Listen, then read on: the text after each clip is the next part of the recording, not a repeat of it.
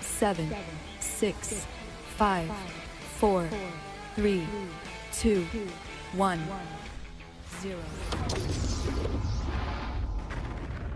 So brings up Trevor Mattson. Mattson, big day with the Shillelagh. 2 doubles for him. That thing is a shot to left field. Back goes the left fielder, all the way back to the wall, and that's a home run!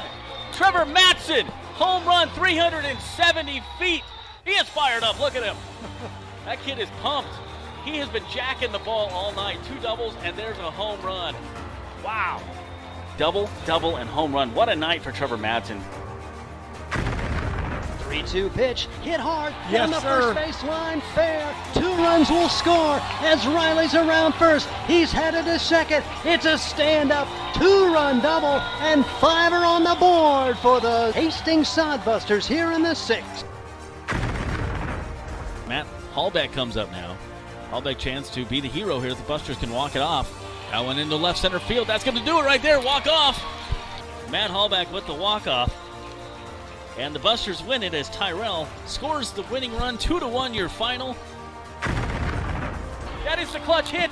This could be the winning hit. And it is. The runner's going to score. Busters win it. They win the series. Look, 4 hits in the game for Cameron McClure. And there it is right there. I called it. He needed a hit. There's 1 run in. Jackson's coming. Here's another play. Dawson to the plate. And he is safe.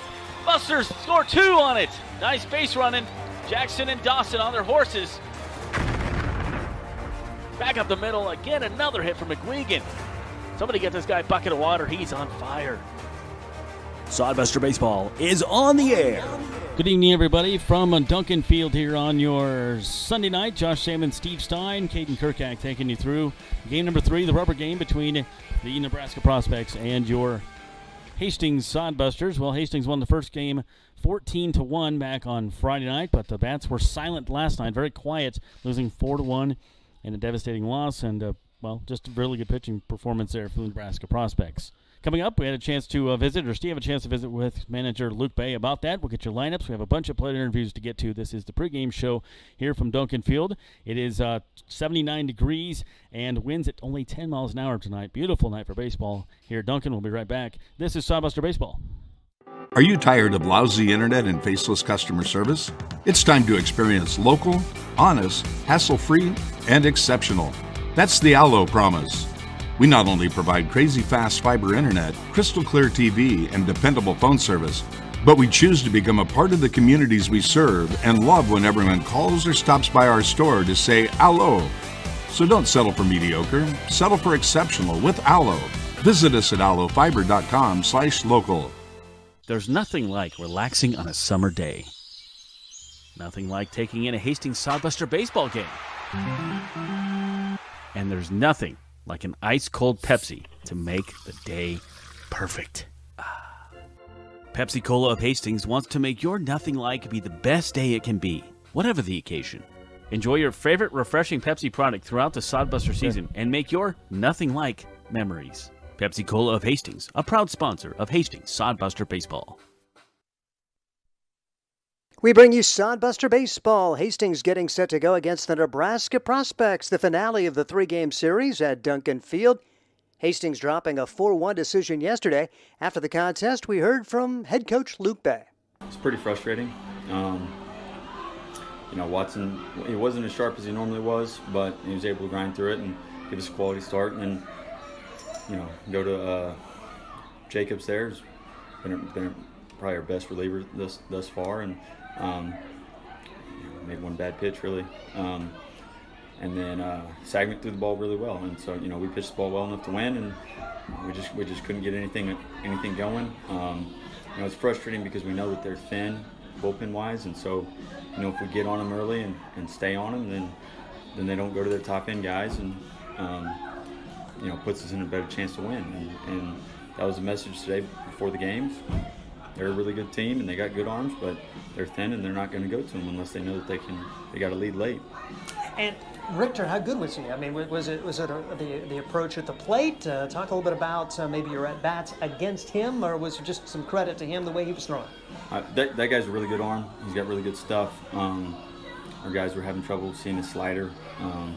You know, and he was able to work both sides of the plate. And you know, in that situation, you can't, as a hitter, you can't try to control both halves of the plate. You got to pick one and stay with it. And you know, we were telling our guys to look fastball away and adjust, because you're going to get a slider in the at bat, and you're going to get a fastball away at some point, even if he comes in. You know, and if he comes in 3 times in a row, tip your cap. That's, you know, you stuck with the approach. So I just thought we got away from that. I think we had a lot of guys guessing out there just based on the swings that we took. But that's one thing, you gotta stay with the approach and not get caught up in anything else, and just stay with yourself. And we just didn't do that tonight. And a game like this, you know, one play momentum can be so big. You guys are down 2-0. Get the leadoff walk, another walk. Matson with the gapper. Get one home, couldn't get that second home. And this has been an aggressive team all year. Sometimes it's going to happen. Sometimes you're going to get thrown out. Yeah, we're going to live and die by it. You know, that's the style we play. We're aggressive, and you know, it's not going to pay off every time, but you know, we got to make by playing aggressive, they got to play really good catch. And it just so happened that they had a really good relay, and you know. Even after that, you had a runner at second, 1 out with your 3 and 4 hitters coming up. Just didn't happen for you that inning. Yep, just didn't get the job done, and you know, they're frustrated. The guys in the dugout, they're all frustrated about it tonight. You know, we had a good opportunity to continue to control our destiny in the first half, and you know, we just got to get back to doing what we do best offensively. Stay with ourselves and putting good swings on baseball, not trying to be too big or this, that, and the other thing. Just hunting barrels. And you mentioned Watson, maybe not his A stuff, but I mean, he spoiled us at .67 those first 3 games. But yeah, for him to battle for 5 2/3 to allow only 2 runs, and then, you know, Jacobs comes in, shuts the door there for a third of an inning. They get 4 straight hits off him. How about his tenacity to get out of that with no more than 2 runs allowed when it looked like it could really get away from him? Yeah, absolutely. They got some.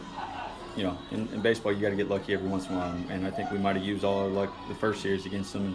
You know, they got some cheap knocks off Ryan that he made some good pitches, and they're just, you know, they hit him where we weren't. Mm-hmm.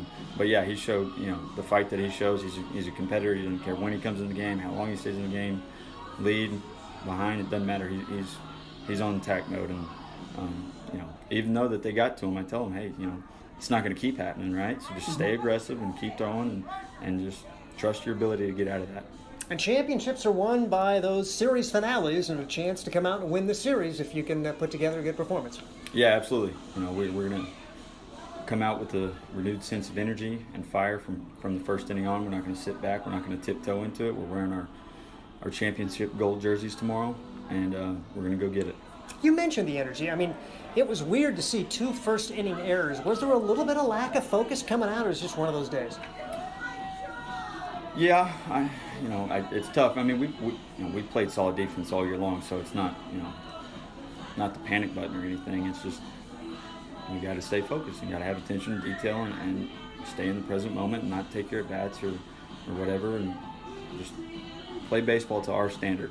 Sodbuster coach Luke Bay after a 4-1 loss to the Nebraska Prospects. It's Game 3 of the series today. We'll have more right after this timeout. I'm Steve Stein, and this is Sodbuster Baseball. Imagine visiting a place with historic housing districts, beautiful parks, and strolling through downtown shops. No, it isn't a fairy tale. It's Hastings, Nebraska. Hastings is the birthplace of Kool-Aid. You can see the Kool-Aid exhibit at the Hastings Museum, along with many other amazing attractions and a planetarium. And visit the one and only Nebraska Bigfoot Crossroads of America Museum and Research Center. It all starts with the Adams County Visitors Bureau. Start exploring at visithastingsnebraska.com. Experience Hastings with the Adams County Visitors Bureau. Any lot, set, hut! Announcing the Nebraska Lottery's Lucky for Life ticket snap. Start to play by purchasing a Lucky for Life ticket by July 26th and enter the voucher number for a chance to win Nebraska football Skybox season tickets, regular season tickets, single game tickets, or a weekend football experience. It's our Lucky for Life ticket snap promotion, and it's 100 yards of fun. Lucky for Life top prize odds 1 in 30 million.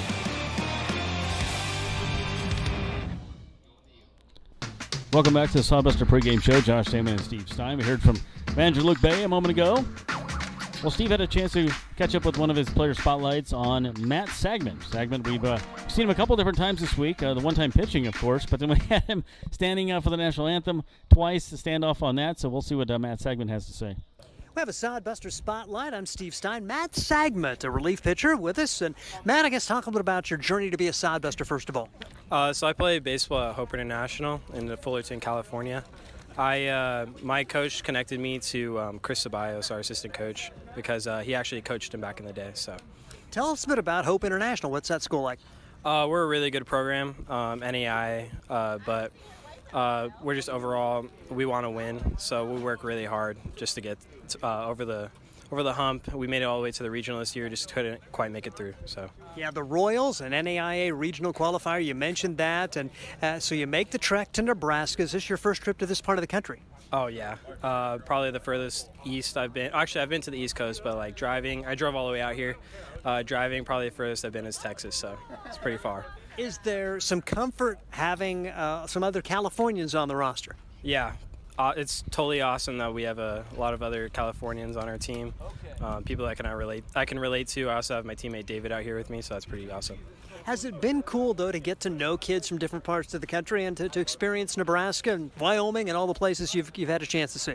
Yeah, it's awesome. I love learning about the guys, what their schools are like, what they think about California, what they think about Nebraska. A lot of stereotypes about California, but yeah, it's awesome. We're talking with Matt Sagman. He is one of the key relievers for the Hastings Sodbusters. A little sidearm delivery. How did that come about? Because I would think it's pretty tough as a hitter trying to pick that up. How did you develop that pitch? Yeah, so it's pretty unique. My pitching coach was saying that I released 3/4. He was telling me it's not really working so well, so we need to switch something up. So we just tried it when we came back in January. So since about January 3rd, I've been working on sidearm and had pretty good success. Worked on it a lot. It's kind of become my natural thing. And I was going to say, so it's relatively new for you. Is the summer season, is this huge for you in terms of developing it? Totally. This is huge. This is going to push me over the edge, I hope, make me a better pitcher, make me a little bit more consistent. I had a lot of hit by pitches because pitches would run inside, a lot of run on the fastball, so trying to get away from that. But yeah, definitely working really hard on it to be more consistent, throw more strikes. Talking with Matt Sagman, one of the relievers for the Hastings Sodbusters, and you guys in the thick of a hunt to try to win a first half title. How exciting is it to kind of come in? I mean, you were part of that winning program at Hope International, and to now to kind of have a chance to win here. It's really cool. Obviously, baseball's a lot better when you're winning, so we like doing that. We work really hard out here. We're trying to, do well for the Sodbuster fans and get our team to the finish line. So now, something new, or it's new to me anyway, the national anthem standoff. How did this, tell us about it. How did this become a deal? So I don't know. I've seen it on YouTube a few times. MLB guys, they'll stand on the line for the national anthem, try and hold it for as long as they can, and whoever takes a step off, it loses. So today, I was out on the foul line, stood out there over 9 innings, went the whole game, and ended up taking the win. So that was pretty awesome. Now, the other day, I think you and a guy from Fremont were both standing at the line, and the umpire eventually says, "We got to play ball, right?" Yeah. He was like, "I'm going to count down from 3. Y'all both tied. Let's take a step back." And then he counted down from 3. We both stood there. Then, unfortunately, I had to take a step off. So I had to redeem myself today. 9 innings, and I guess this has been a thing going on the road as well? Yeah. We try and stay on the line as long as we can, and then if we see anyone stand on, then we'll try and stand on with them. So try and beat them out. And is it, it's kind of a cool deal. Is it a patriotic thing, too? A chance to honor America? Yeah, it's probably a patriotic thing, and we're standing for the national anthem, so I would say it's a patriotic thing, but no, it's just more of a cool little competition, team to team, see if we could get the first win of the day by staying on the line longer. Talking with Matt Sagman. Tell us a bit about college. How's it going for you, and what are you majoring in? What would you like to see yourself doing once baseball's over? I'm majoring in business. After baseball, I want to own my own company. I'm working on some entrepreneurial things. That's kind of the career path I see for myself. What was the other question? That was pretty much it. Yeah, your major and the business thing, entrepreneurship. You want to talk a little bit about what you're involved in, or is that still kind of under wraps at this point? So I've started a few companies. I work in social media. I do a little bit of marketing, a little bit of media, and my last company had over 500,000 followers. So I was working on. I ended up selling that, but selling advertisements to businesses. So yeah. Maybe I can be working for this guy someday. Matt Sagmet, relief pitcher. He's from Hope International out in California, and one of the key members of the Hastings Sodbusters. I'm Steve Stein. All right, thank you, Steve. Steve and I are going to have a little standoff up here and see who can stand by at the desk longer. So, no, I can't prove that at all. Old guys. What's that? Old guys are going to have to hit the restroom before long. Yeah. We can't quite stand for 9 innings that long without moving, especially. So, Caden would beat us all because he's much younger. Let's talk to Garrett Kennedy. Had a chance to visit with him after last night's game. He came in as a pinch runner. I didn't see him in the game. He is in the starting lineup tonight. Here's Garrett Kennedy. Here with Garrett Kennedy, and Garrett, one of the very speedy outfielders here for the Sodbusters. First of all, tell us where you go to school and where you're from. So I go to the University of Nebraska at Omaha, and I was born in Grand Island and grew up in Omaha, Nebraska. Very good. So you've had a lot of family come to games recently, I think. Yep. Yeah, very good. So you're part of the very speedy outfield. You guys rotate around out there. I mean, there's like 5 center fielders out there. That's got to be a good feeling, too, and everybody, I think, is getting some pretty good playing time.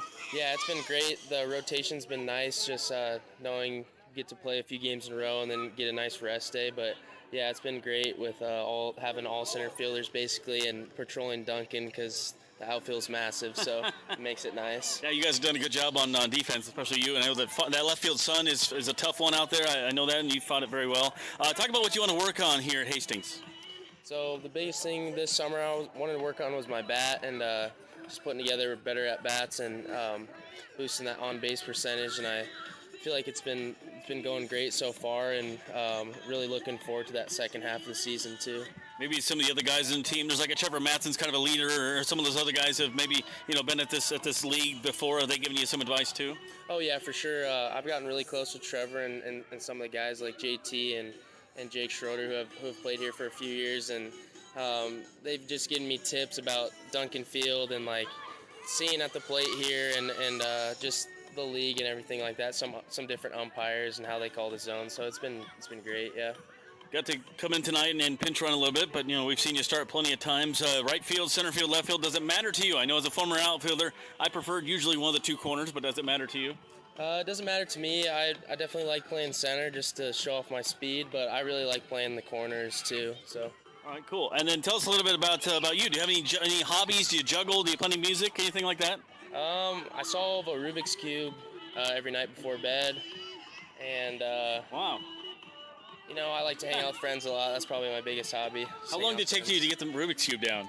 I figured out how to do that in 7th grade, and it took me about the whole year to figure it out, and I got it that summer. So, wow, yeah. My kids are into that. That's pretty cool. Yeah. And then what kind of music do you like to listen to? I like rap and hip-hop for sure, and then in the summertime I listen to quite a bit of country music. Okay. Yeah. Very good. All right, and I appreciate having you on the team. Thanks a lot. Yeah, thank you. Thanks, man. All right, there we go. Garrett Kennedy and the Rubik's Cube. Steve, you said your son used to be able to do the Rubik's Cube. Me, I would try to pull the stickers off.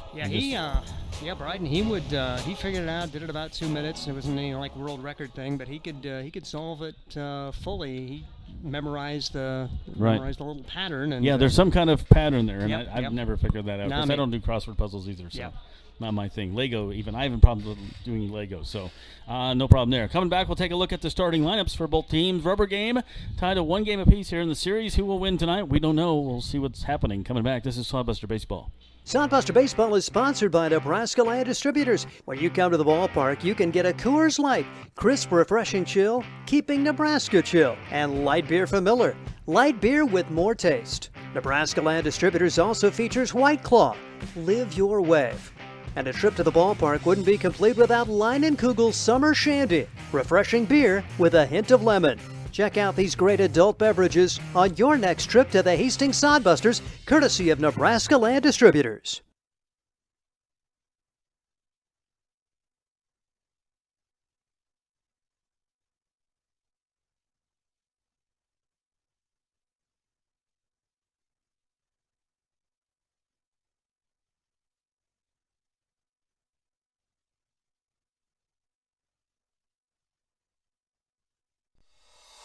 Get the latest in news, sports, and local interest stories with the Hastings Tribune. The Tribune's award-winning staff provides you with the best in local content, from the news you need to amazing photographic moments to the latest in Sodbuster baseball news. Check out the classifieds, browse the business directory, and more.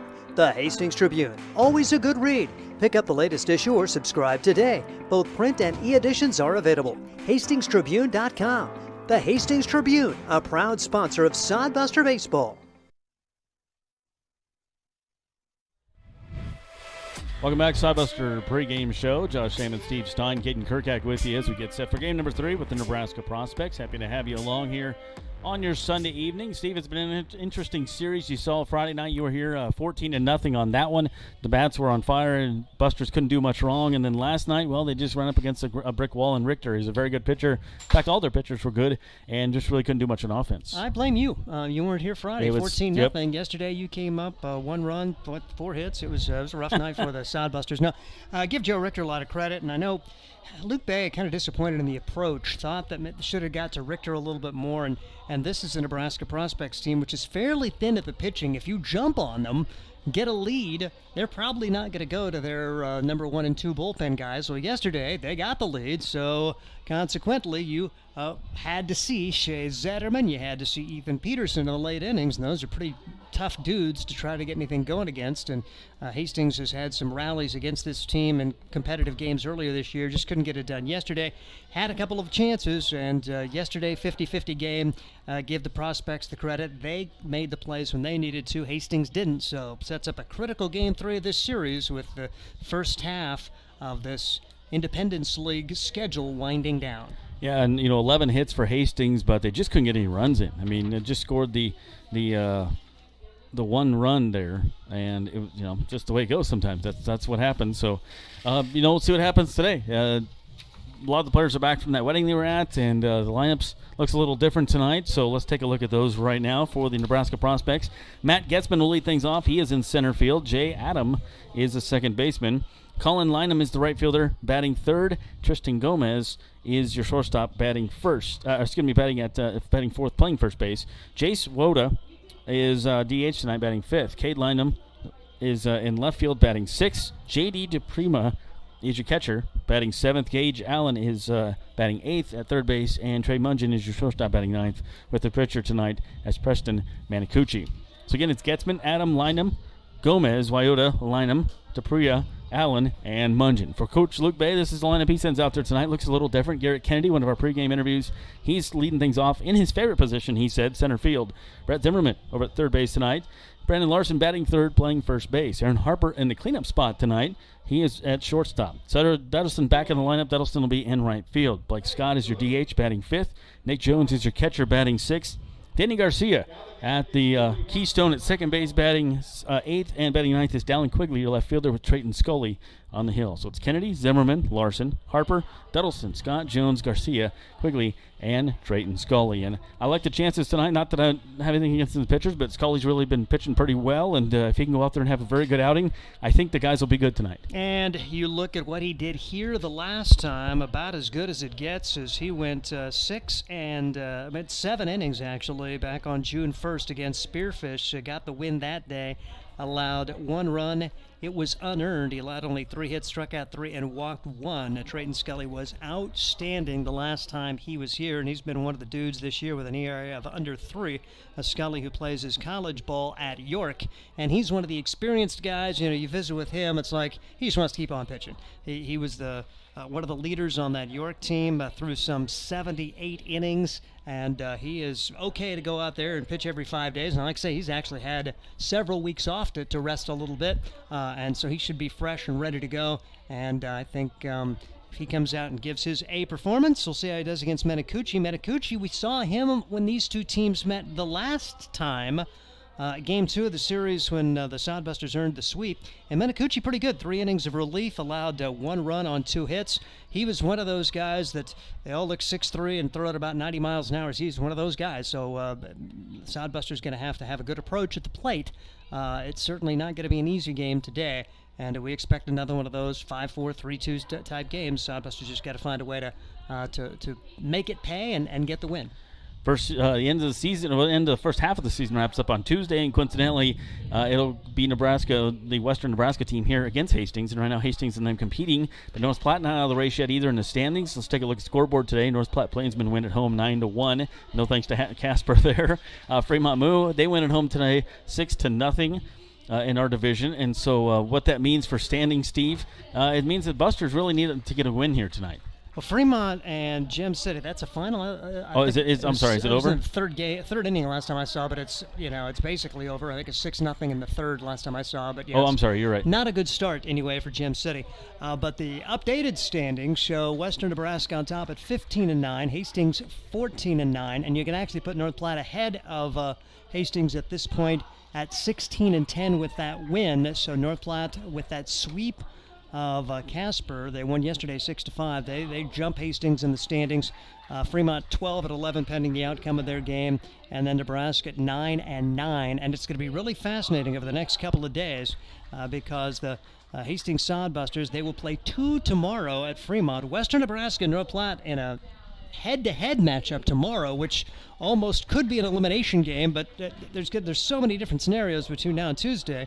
You could have Tuesday, Western Nebraska and Hastings. It could be for the division title. I think there's a scenario there where North Platte would already have it wrapped up because they're off on Tuesday. That could be a good thing for them, right? Yeah, it could be good or it could be bad. Right. We don't know. And then Fremont still hoping their percentage points, that they're 2.5 back coming into today, but they get that extra game with the doubleheader with Hastings, and they get Spearfish on Tuesday. So really fascinating over the next couple of days. The weird thing is Hastings would be in third place in the division right now, but they control their own standings because they win today, they win a doubleheader tomorrow, and they win Tuesday, which would be against Western Nebraska. They would finish with the best record. So it's an odd situation that presents itself at this point, that Hastings is not in first now, but if they win their next 4, they will win the first half, and they need to win all 4 to do it. Yeah, it's just very interesting and very close race. The other division is not nearly as close on that one, and Fremont could play a big-time spoiler tomorrow with a doubleheader down there.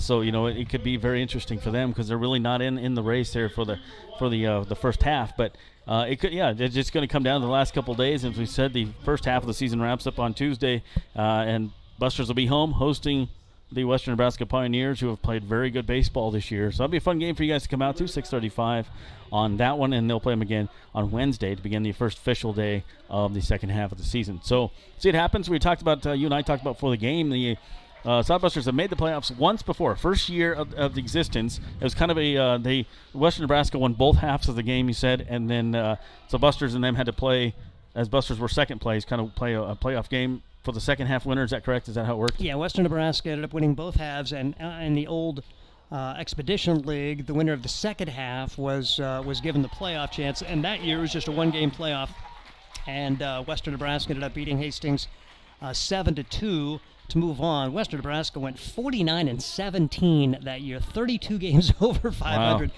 Hastings went 31-34. They were a distant second place, but they did make the playoffs that year, and then in 2019, Hastings ended up 29-36. 2020, the COVID year, was their best year at 5 games over 500.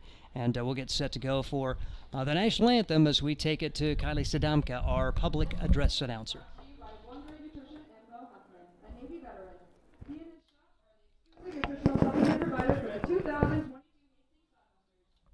Nutrition is located just down the street on the corner of A and Burlington. Open Monday through Saturday from 11 a.m. to 6 p.m. Stop in and see what they can do for you. Tonight, our anthem will be performed by Sophia Hendrickson.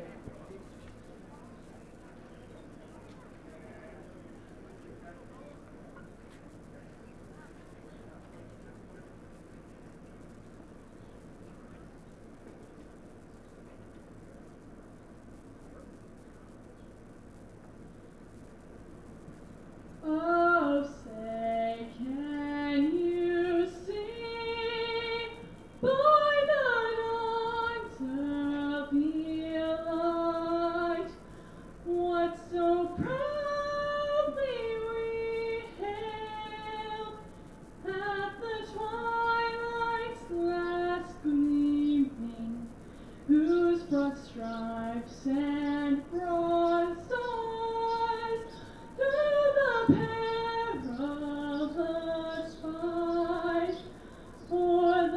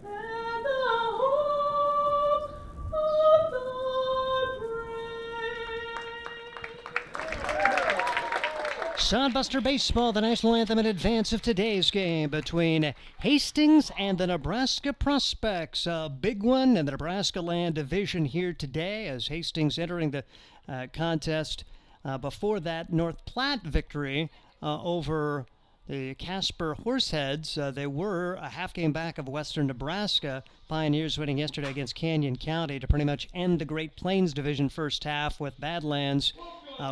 Badlands lost, but with Canyon County losing, that keeps Canyon County 2.5 back with just a couple of games to go. So Badlands has clinched the Great Plains Division, Canyon County in second place, and a lot of drama in the Nebraska Land Division, but guys don't need to think about that. We're broadcasters. We can scoreboard watch. To me, it's just come out and play ball. I thought it was interesting that Luke Bay said got the championship gold jerseys on today, so he's kind of got that attitude that that these are the unis you want to wear, and go out and win yourself a ball game. Keep yourself in line for the first half title, and you can't think about the fact that you need to win 4 in a row. Just win one game. 4 straight times. All right, just win this one and then see what happens. And that's Luke's approach. I mean, all year long. Win one game at a time. Take it one game at a time. Sure, you'd like to, win the division, but do your best, and think good things will happen. So that's kind of the way he approaches it. So let's take a look at the Sodbusters on defense for Sodbusters. Trayton Scully on the hill. His battery mate today is catcher Nick Jones. So from left to right field, you have Dallin Quigley, you have Garrett Kennedy, and Sawyer Duddleson. On the infield, you have Brett Zimmerman.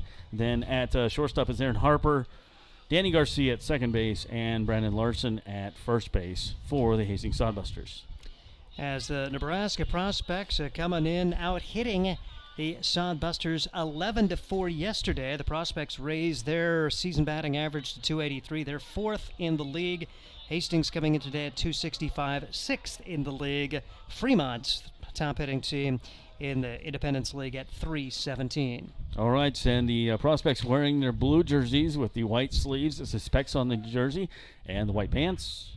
Sodbusters wearing the gold, as Steve mentioned, the green hats, green socks, and the white pants. We're getting set, straight and Scully. Here's Matt Getzman. Getzman coming up here for the Sodbusters. Just underway, game number 3. Each team has won one game apiece, and Scully's pitch is low for ball 1. So Getzman, Adams, and Lynham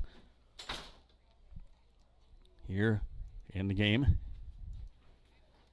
Matt Getzman leading things off for the Prospects. It just says specs on their jerseys today. Trayton Scully's pitch is popped up a mile high in the sun. Zimmerman having a hard time seeing it. Harper over there. Zimmerman, Harper. Nobody gets it. Falls in front of both of them.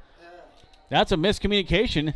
I thought Brett Zimmerman didn't see it from the beginning, and that's where you got to talk and say, I don't see it. You got it, and it fell right between both of them. Well, the first inning yesterday, there were 2 errors committed by the Sodbusters. There are only 2 of the game, and today, I guess not officially an error, but man, oh man, that Scully does exactly what he wants to do, and the Sodbusters cannot get an out. Yeah, that's a routine fly, but I know it went a mile high and it's in the sun, but you have to catch that. So Getzman aboard. And brings up Jay Adams, the second baseman.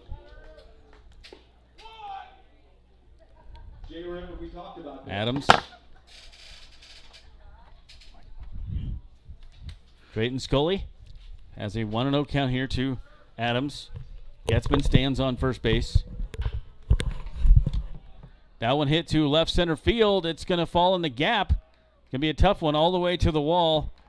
Right away, Prospect sending a run around and ending up at third base on the play is Jay Adams. And 1-0 Prospects and 2 batters into the game. They do rule error on the first play, and there's a triple, and man, oh man, not the kind of start you wanted, and hopefully Scully can just hang in there. Now you just minimize the damage and hope the offense can come back and perform. Yeah, it's a tough start to a game. Like we said, they had the error and then, give up a triple, and maybe he's still a little discombobulated from the air, but nonetheless, it's 1-0 Prospects, and Scully's got to settle in here and fire back, and he does with a strike. So Colin Lynham up to bat here. His brother a couple of places behind him. Cade. 1-0 Prospects. Runner on third base. Top of the first. Pitch on the way from Trayton Scully. Check swing, and pitch was called a strike anyways. No balls and 2 strikes. 1 on, no outs, 1 in for the Prospects here in the first. Trayden Scully's pitch coming up. That one hit deep to center. Out there is Garrett Kennedy. He's tracking it down, and that one's a one-hopper right before the wall. And another run will score easily. It's 2-0 Prospects. That thing, it's 408 to dead center, probably hit about 406. The outfielder was running back to his right, to his left was Garrett Kennedy. It bounced right before it hit the bottom of the brick wall here at Duncan Field. That's a long way to go for baseball. And, boy, they're really tinking the armor here of Trayden Scully early. So a triple with it. Also, it followed up by a double. 2 runs in this inning for the Sodbusters.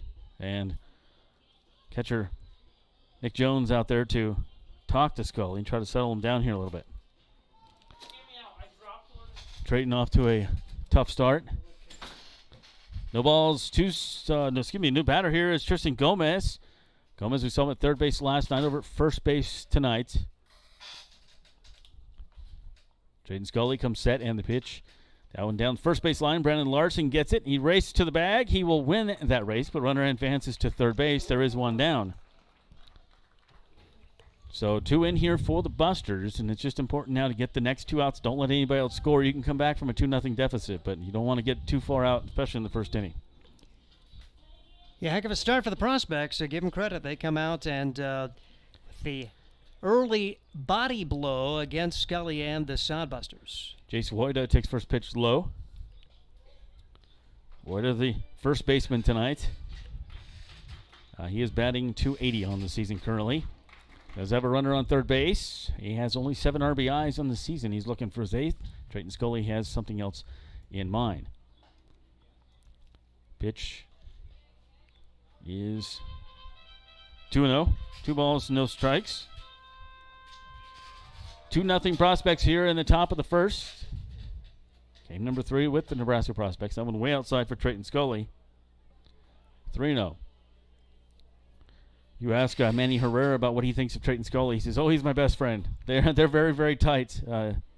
Both used to go to York College together. Pitch on the way. And Dallin Quigley actually thinks very highly of Trayden Scully, too. 3-1. Trayden's an easy guy to get along with. He's a bit of a prankster, too, on the road, so you got to kind of watch him. Good guy, though. 3-1 on the way, and that one ball 4 way outside. And the runners on here. Now runners on the corners for the Prospects. So 2 hits, 2 runs this inning for the Prospects. Brings up the 6th place batter, Cade Lynham. So a chance to hit in his brother, who's standing over on third base. No, it's not a double mitt commercial. There's twins. Might be an old reference. I don't know. 1 ball. Runners on first and third. And pitch is low from Trayden Scully for a ball. So Getzman led off the inning reaching on error on a pop fly to third and miscommunication over there. Then Chase Adams hit a triple to score Getzman. Lynham hit a double to score Adams. He stands on third base. Throw to first is a close one. Tristan Gomez ground out to first base. 2 outs. Just the 1 out here in the inning, and Woida walked a moment ago. 1 ball, no strikes. And that one in there, strike 2, Cade Lynham. Cade, the left fielder. Cade batting .158 on the season. Trayden Scully gets a sign from his catcher, Nick Jones. And that one is low and outside. He's throwing a lot of those pitches outside there. I'm not sure what he's trying to throw there, but it's not working. So the ball tattooed a couple times here by the Prospects. The long triple to the power alley, and then the double that went pretty much 405, 406 right out there and bounced against the brick wall. That one hit the left field as well. That's going to fall in for a base hit right down the line. 1 run will score as Talon Quigley comes up with it, fires it in third, but sliding safely into third and over the bag. Ooh, he's safe. Almost got him there on the tag.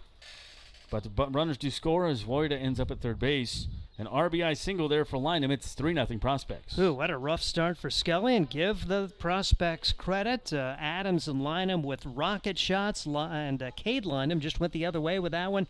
And they are finding the holes at this point, and still with an opportunity, only 1 out, and second and third already up 3-0. Yeah, it was just a good piece of hitting for him. So 2 runners on here. And 3 extra base hits this inning for the prospects. In fact, all of them were extra base hits. Up to bat here is DePrima, the catcher. Three runs on 3 hits for the prospects here in the first, and just trying to get some outs some way he can. He's Trayton Scully right now. He just have 1 out, Tristan Gomez. Scully gets a sign, stands on the first base side of the rubber. There's on second and third, checks them both, and the pitch outside again. That one just a little outside. Didn't miss by much, but it looked outside from up here. So Jace Woida stands on third base. Cade Lynham stands on second base. 2 balls and a strike now to DePrima. DePrima, the 7th batter of the inning. 3-0 prospects in the first. They came out guns a-blaring. Trayton Scully's pitch is inside just a tad for ball 4, second walk of the inning, and things not going right here for Trayton. Yeah, that's, I think I just got a little piece of DePrima there, right? That's why you have the old elbow guard, and so a little bit of a plunk, and so now the bases are loaded, and there's going to be an early visit to the mound, not what we hoped for or expected for this Hastings Sodbuster start. They've had excellent starting pitching throughout the course of the year, and like I say, you just got to give the prospects a lot of credit. They have had the 3 hits. Cade Lynham was given credit for a double. He hit it solidly down the line with a throw to third. I thought maybe it would be a single and a second on the throw, but it is officially a double. So you mentioned triple and 2 doubles to go along with now a walk, a hit batsman, and then the error to begin the inning. And to me, that's the key play of the inning. If you get the 1 out there, even with the triple and double, get the ground out, you still have 2 outs and a chance to get out of the inning. But you just feel like you're battling out of a hole, and Scully just can't find a way to get even a second out, as here's a huge chance to have the prospects really gain a stranglehold on this game already in the first inning. Gage Allen, the third baseman, comes up. Trayton Scully is this is his 4th start of the year. The only time he's allowed more than 1 earned run. In fact, the only time he had his first pitching against Sasquatch on June 1st, he allowed no runs. He allowed 4 against the Plainmen on June 8th, and then he allowed 1 against the Plainsmen on June 17th. First pitch in there to strike to Allen. So usually expect good things from Trayton Scully, but he's got to settle in here because he's trailing 3-0 in the first. Bases loaded of prospects, and that one a delayed strike call, 0-2. So you like to see Trayton Scully, and something Luke Bay said to him hopefully works. So far, so good on that one, the 0-2. And that one called strike 3, froze him right there. Gage Allen didn't know what was coming at him, 2 down. Large strikeout there to get the second out, and now you have a chance to get out of this inning with no more damage done if you can retire a pretty tough number 9 hitter, Trey Mungent. So Mungent comes up, 9th place hitter, 9th batter of the inning. Bases loaded, full of Sodbusters. Triple, 2 doubles, 3 runs in, 2 walks this inning. Partridge and a pear tree. An error for the Sodbusters, a little bit of everything here in the first. And the only thing they need is that 3rd out right now to get out of this inning, and Trayton Scully take a little breather and let's see if the bats can battle back. Pitch coming up here, the 1-0. Popped up high. Who's going to get it this time, the third side? This time Harper calls off plenty loud and does make the catch to retire the prospects here. 80-mile-an-hour pitch from Trayton Scully, and Trayton a little upset with himself, but he's just got to settle down and come back next inning. So Nyman reaches the plate. There were 3 runs on 3 hits, an error, and 3 left on base. A lot of 3s there if you're a lottery player. We'll come back bottom of the first, 3-0. This is Sodbuster Baseball. The Adams County Visitors Bureau is the perfect place to start your Hastings experience. Hastings is the birthplace of Kool-Aid. See the Kool-Aid exhibit at the Hastings Museum along with many other exhibits and a planetarium. Enjoy the historic housing district, strolling through downtown parks, and beautiful shops. Whether you're visiting or you live here, the Adams County Visitors Bureau will help you find what you're looking for, from places to eat, things to do and see, to places to stay. Ask the Adams County Visitors Bureau at visithastingsnebraska.com. Eagle Distributing and Budweiser are proud to be sponsoring the Hastings Sodbusters. Budweiser has been linked to organized baseball since 1980 with a continued commitment to celebrate America's favorite pastime. The Budweiser brand was introduced in 1876 using time-honored brewing methods such as beechwood aging, which provides unparalleled balance and character. Each batch of Budweiser stays true to the same family recipe used by 5 generations of Busch family brewmasters. We welcome you to enjoy a cold Budweiser while cheering on your favorite hometown team, the Hastings Sodbusters. Welcome back, Sodbuster Baseball. Josh Salmon, Steve Stein, is Caden Kirkak running our cameras tonight. Prospects able to come up with 3 runs on 3 hits, but they do strand 3 runners on the base. Coming up for the Busters, they got some work to do, but it's going to be Garrett Kennedy, Brett Zimmerman, and Brandon Larson leading things off here. And Trayton Scully just needs to settle down a little bit. He's whispering some words to himself as he walked off the mound, and Luke Bay's probably going to say, "Hey, we've all been there. You just need to settle in and find your groove." But Busters do have some work to do against the right-hander here for the Prospects. Give you some numbers on the pitcher, Preston Manacucci. He is 1-1 with a 13.03 ERA, 5 games pitched. This is his 3rd start. And 9 2/3 innings pitched, striking out 15, 11 walks, 14 hits. Saw the Sodbusters back on the 4th. Got no decision in that one, but he went 3 innings, giving up 1 run on 2 hits. Walked 2 and struck out 5 and 13 batters faced. Last time he pitched was June 19th. Got the loss in that one against the Pioneers. So Garrett Kennedy, Brett Zimmerman, Brandon Larson to see if Busters can battle back here, down 3-0 in the first inning. We mentioned that Fremont was winning earlier, and you had Casper against them. Western Nebraska won. Their game's over? No. North Platte won. I'm sorry. So North Platte beat Casper 9-1. Okay. Canyon County and Western Nebraska are playing, and Fremont leads Gem City at last report 6-0. There you go. Thank you for that. And, now it's Fremont 9-0 at Gem City in the top of the 5th on that one. Spearfish leading 8-5 at home against the Badland Big Sticks. It's interesting for their side of the bracket as well.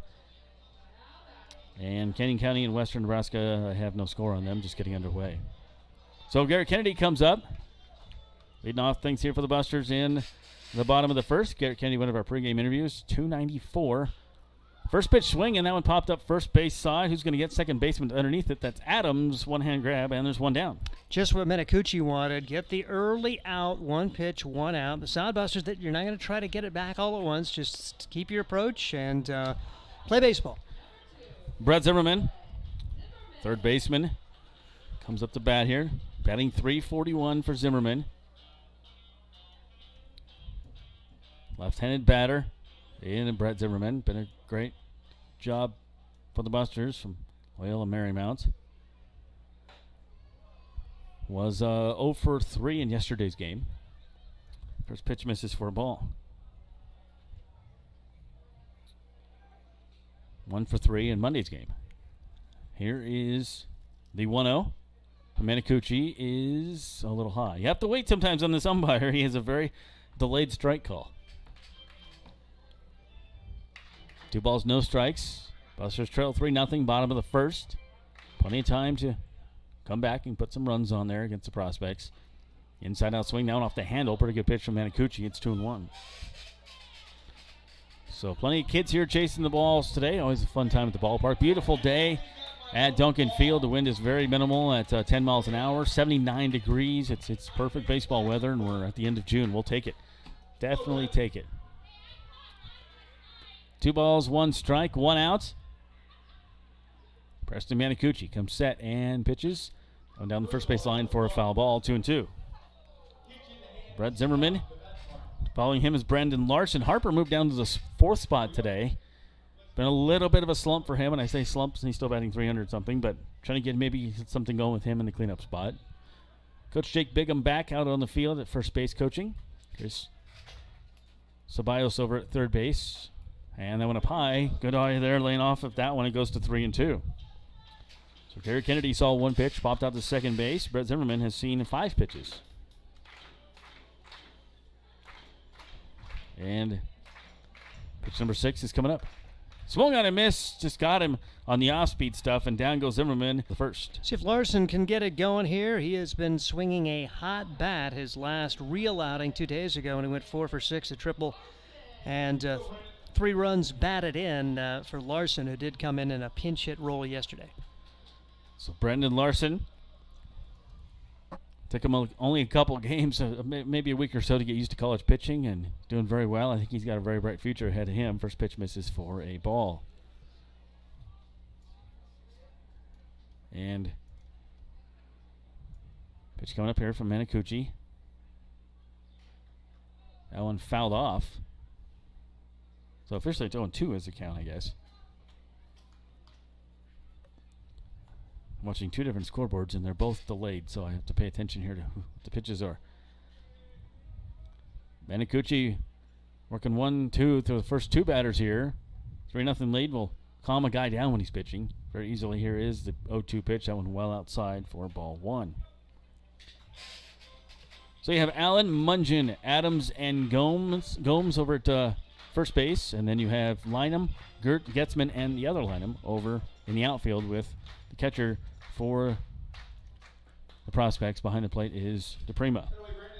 2 balls, 2 strikes to Brandon Larson. If he can get on, Aaron Harper would be up next. Nebraska Prospects able to put 3 up in the top of the inning. Allen hit to shortstop. Mungeon with it. Over to first, and the Busters go 1-2-3 here in the top of the first inning. 3-0 Prospects. Second inning coming up. This is Sodbuster Baseball. Imagine visiting a place with historic housing districts, beautiful parks, and strolling through downtown shops. No, it isn't a fairy tale. It's Hastings, Nebraska. Hastings is the birthplace of Kool-Aid. You can see the Kool-Aid exhibit at the Hastings Museum, along with many other amazing attractions and a planetarium. And visit the one and only Nebraska Bigfoot Crossroads of America Museum and Research Center. It all starts with the Adams County Visitors Bureau. Start exploring at visithastingsnebraska.com. Experience Hastings with the Adams County Visitors. You know Graham Tire for their quality tires and service, but did you know that they do brakes, batteries, and oil changes, and even shocks and struts? Graham Tire in Hastings has the quality products and great service you have come to expect from the Graham name. Rick and his crew will get you fixed up and right back on the road safely. And you can trust that the job was done right. That's peace of mind. Graham Tire in Hastings, West 2nd Street, open 7:30 to 5:30, Monday through Friday. A proud sponsor of Sodbuster Baseball.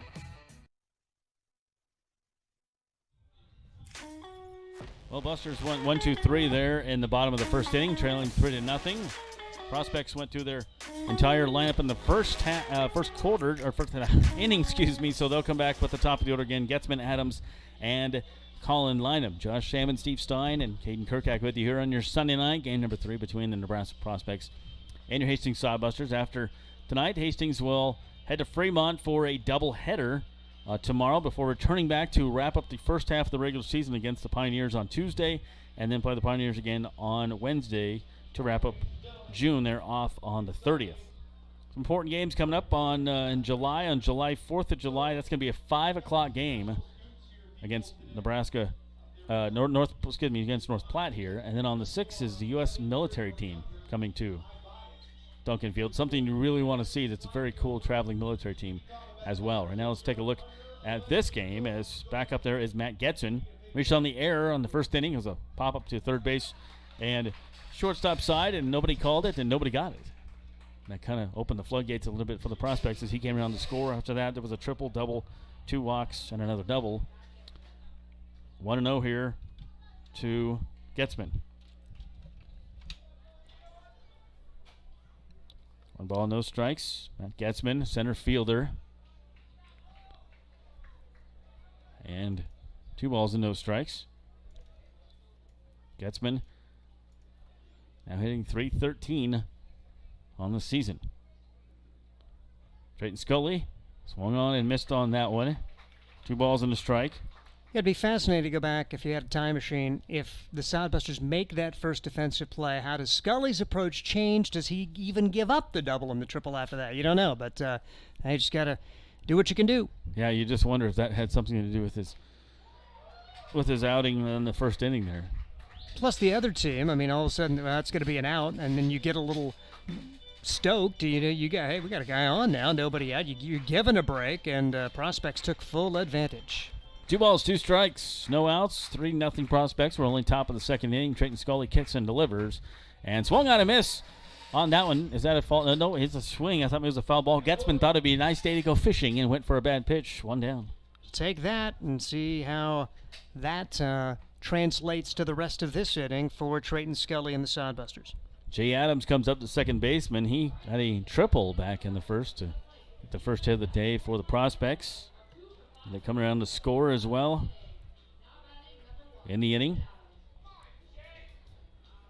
Adams from Waverly, Nebraska. Trayton Scully pitch right down Main Street for a strike. So Trayton talking to himself up to the end of the first inning, walking off the mound, seems to be settling in here a little bit. And that one misses. 1 ball, 1 strike, just a little bit. Be nice to get a 1-2-3 inning. Busters come back, try to get something going in the second inning. You'll have coming up, it'll be Harper, Duddleston, and Scott. Right now, let's get through the top of the second. 1 ball, 1 strike. That one fouled off. Good pitch. And nothing Adams can do but foul it off. 1 ball, 2 strikes. 1 out. Top of the second. Outfield playing pretty much straight away. A little deeper in left is Dallin Quigley. Infield playing back. Trayton Scully's 1-2 offering coming up. Buster fans getting loud. And it's 2-2.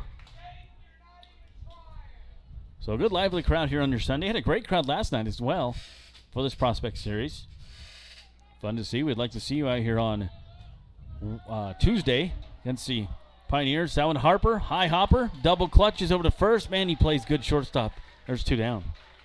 2 up, 2 down. Scully trying to find a way to go 1-2-3 here in the second after that rough first. So Colin Lanham comes up. He had a double and an RBI in the first inning. Scully settling in here a little bit, starting to land his pitches in the good spots and get the hits that he needs to get the outs.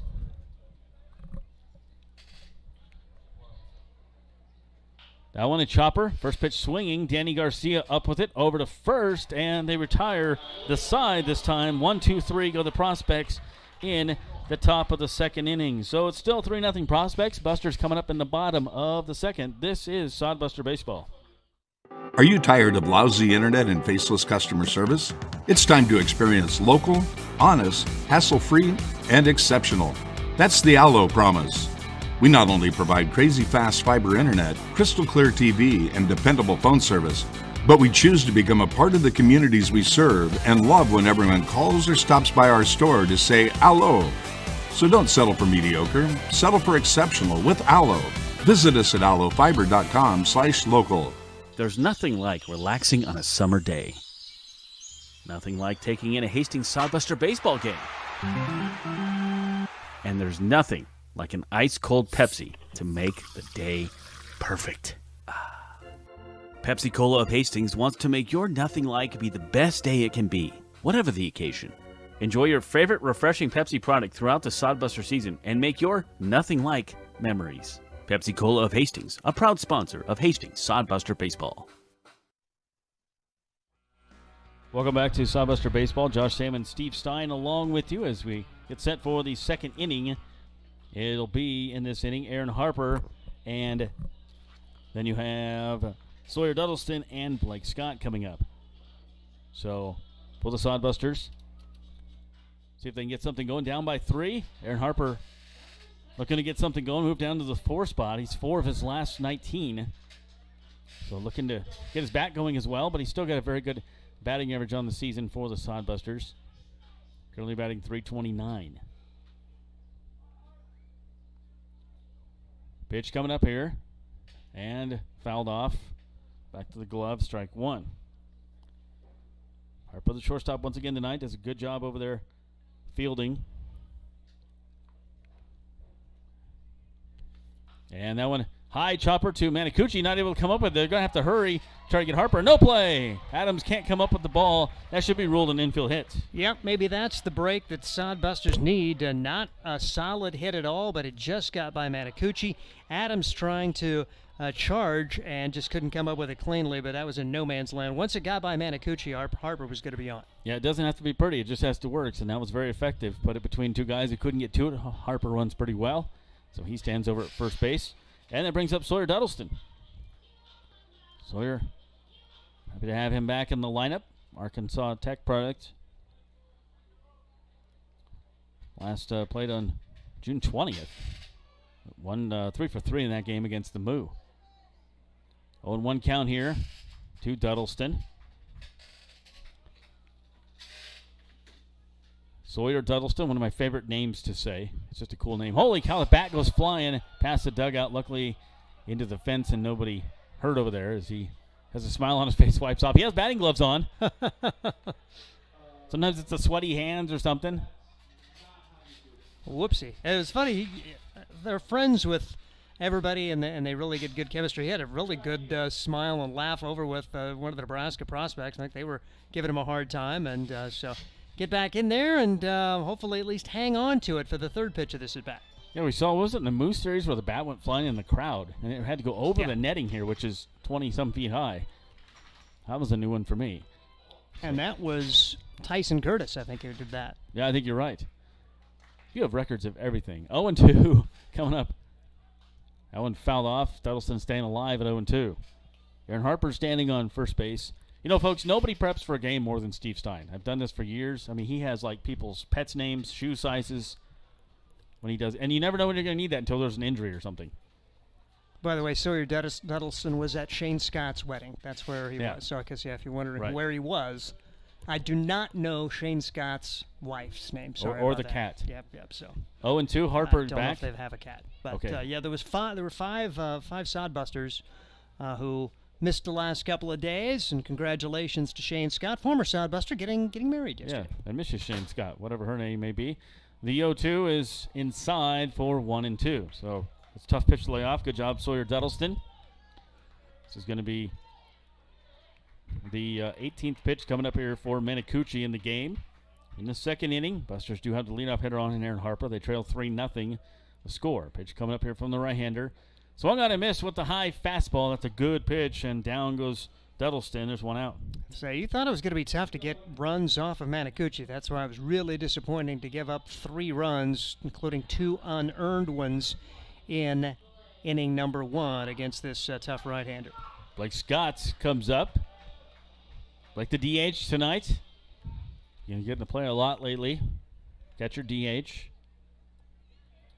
And now only little chopper back to Manacucci. Looks at second, goes to first for the easy out, and one pitch, and that was an easy out for him. There's 2 down. Probably a good decision there for Manacucci. Maybe he gets the out at second, but if you throw it away, all of a sudden you open the door for a potential big inning, and leading 3-0 early on, you get the second out, and now just can concentrate on Nick Jones to try to get out of this inning and put another 0 on the board for Preston Manacucci. Nick Jones hitting .282 on the season. Does have 6 RBIs. Runner in scoring position is Aaron Harper at second base, but there's 2 outs. Busters trail by 3 here in the bottom of the second.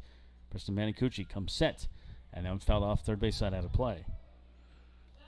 If Jones could reach, Danny Garcia, Dallin Quigley also scheduled to bat.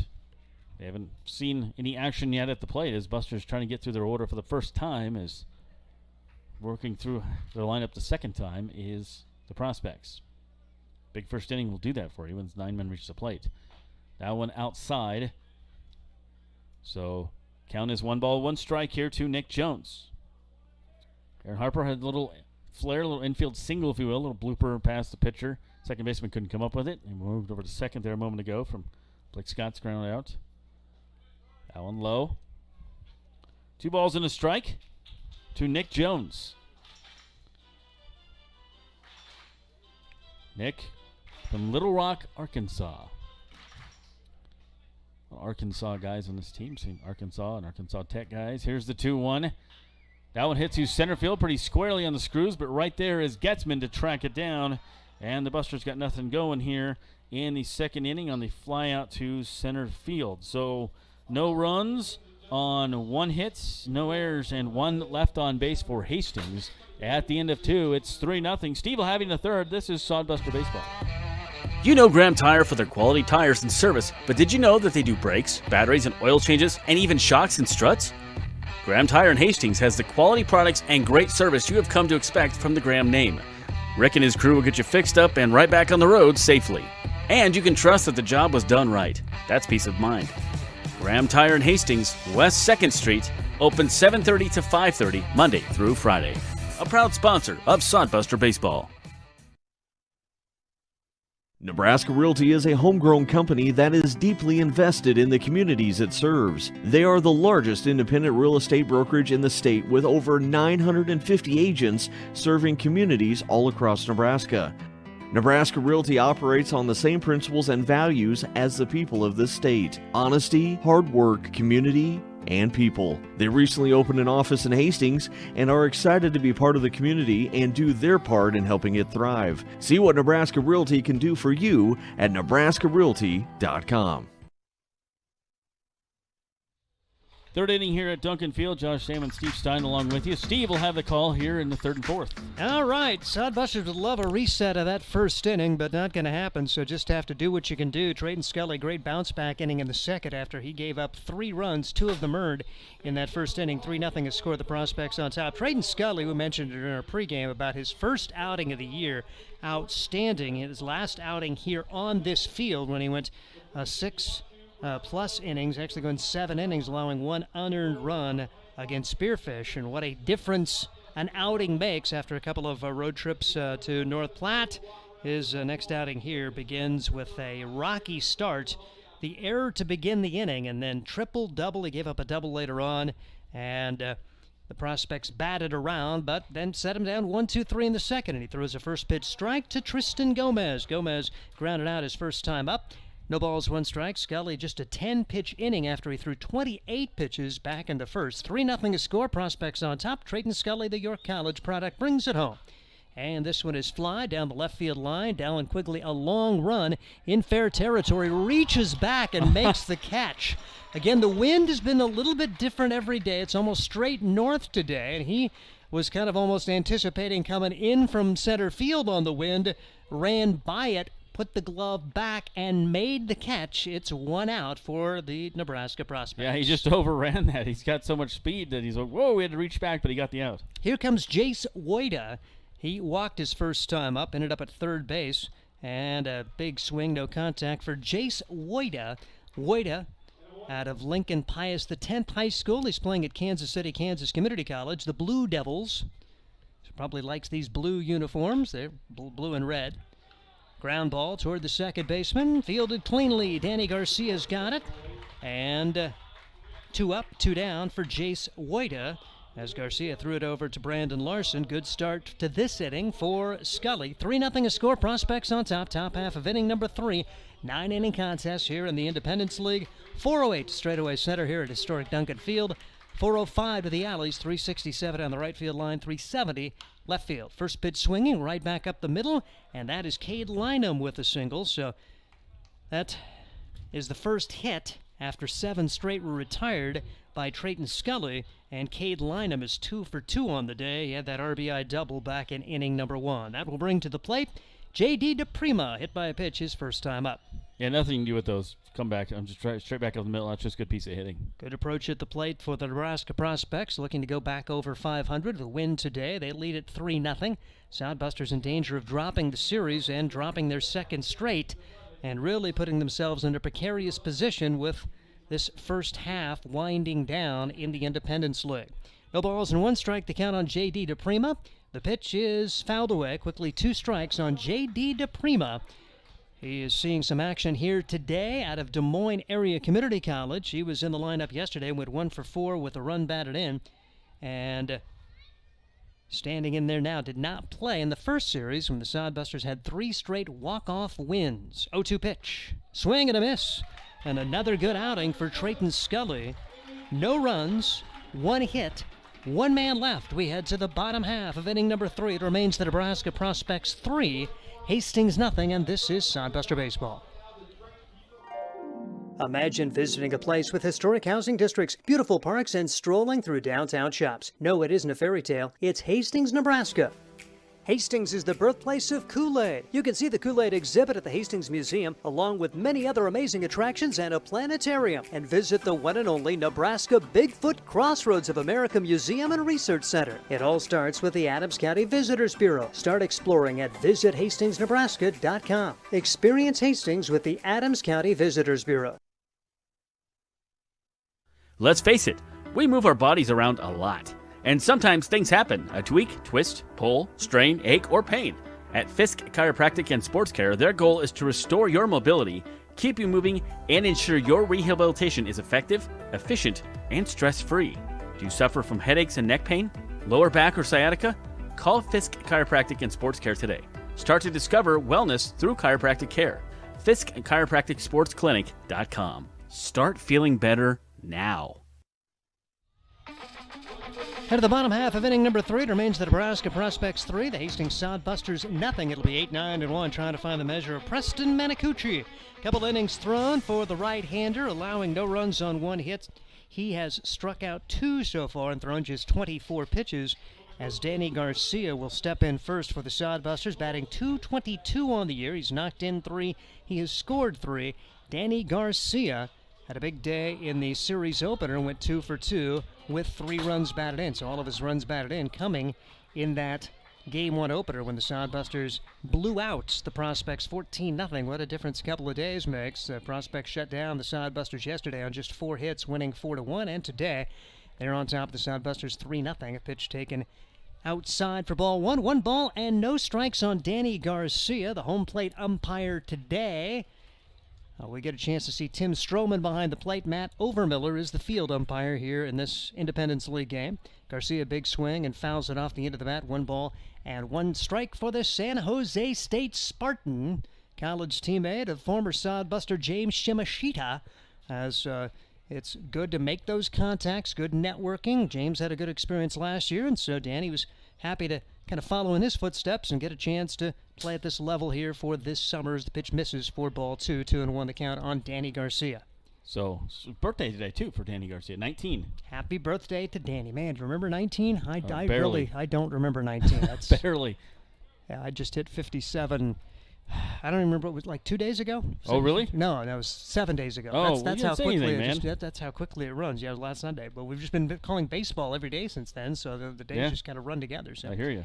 2-2 the count on Danny Garcia as he bats against Preston Manicucci, and the pitch off the inside part of the plate for ball 3. 3 balls and 2 strikes. Good at bat going here for Garcia, at least trying to push the pitch count. You want to get to the bullpen as quickly as you can for this Prospects team, because their back end, when you get 7, 8, 9, pretty much lights out. So you really need to force the pitch count of their starter, and the pitch is low. Good at bat for Garcia, works the walk, came back from the 2-strike count, and that will put Dallin Quigley to the plate. Quigley hitting .269 coming into today, and he has knocked in 10. He has scored a team-best 28. He also leads the team in being hit by pitches 9, so gets on base a heck of a lot, of .437 on-base percentage for Dallin Quigley for the Hastings Sodbusters. Shows a little sportsmanship. Yeah, that's awesome. A little fist bump to the catcher, a little fist bump to the umpire, and said, let's go. What a good dude. That's awesome. Yep, like I said, a lot of good character guys on this Hastings Sodbuster team. Neat to see those kind of moments.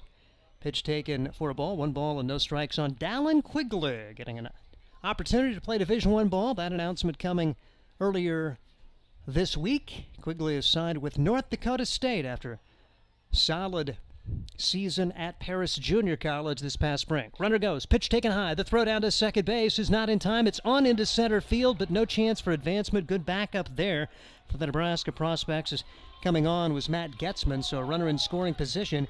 Nobody out. The Sodbusters trailing at 3-0. Still a lot of at-bats in this one, but maybe you can put a crooked number here and get the momentum in your favor. First stolen base of the year for Danny Garcia, and it comes on his birthday. Good time for the Busters, the runner in scoring position. Happy birthday, Danny, and Dallin Quigley trying to give him a birthday present by giving him a little RBI and a run scored. Pitch taken for a ball. Quigley now ahead in the count, 2 balls and 1 strike. So Quigley, an opportunity to at least move the runner along with the top of the order coming up for Hastings here in inning number 3. Prospects scoring 3 runs, 2 of those earned in the top of the first. That's where we stand. 2-1 delivery. Pitch is hit down the third base line. Good play there. Throw to first. High throw. Safe. It's an error as a sky ball thrown for Gage Allen. He pulls his big first baseman Tristan Gomez off the bag, and the Sodbusters will have runners at first and second. Nobody out on the first error of the day. for the Nebraska Prospects. Yeah, and Allen knew you got to hurry to get Dallin Quigley. He's lightning fast, and the throw was too high, and he made it. Everybody's safe. 2 runners on here for the Busters. Little rally going here in the third. Sodbusters will take that, and now Garrett Kennedy will see if he's asked to bunt here as the leadoff batter with first and second and no one out, or do you play for the big inning? Kennedy popped to the second baseman his first time up, so Hanakuchi with his toughest challenge yet, and will take this pitch, throw it inside for ball 1. 1 ball and no strikes on Garrett Kennedy for the Hastings Sodbusters. Kennedy coming into today at 294. Been one of the leaders on this team. Solid offensive player and a tremendous outfielder. Has made some unbelievable plays, particularly out in left, even though his favorite position is center. 1-0 pitch is fouled away. Count goes to 1 ball and 1 strike on the UNO product. Grand Island native, but most of his life spent in the metro area, and Kennedy, a Millard West graduate. They've had some really good baseball teams at Millard West. I like the Rubik's Cube he solves every night before he goes to bed. That's interesting. Get that brain a-working. I'd want to, wind down a Yeah, little exactly. bit. Me too. Yeah. 1-1 delivery on the way, and Kennedy takes ball 2. 2-1 the count on Kennedy. So chance, a big inning right here. A walk to the number 8 hitter, an error allowing Dallin Quigley to reach, and the Sodbusters a big chance here to come right back in this one. Manakuchi checks the runner at second, brings the pitch home. Garrett Kennedy swings and fouls it back.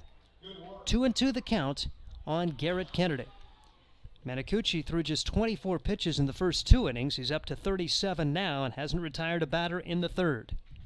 And that long extended at bat helped out for Garcia. He worked a walk after going full. Manakuchi out of the stretch. Here's the pitch. Foul back. Kennedy staying alive. Remains 2-2 on Garrett Kennedy.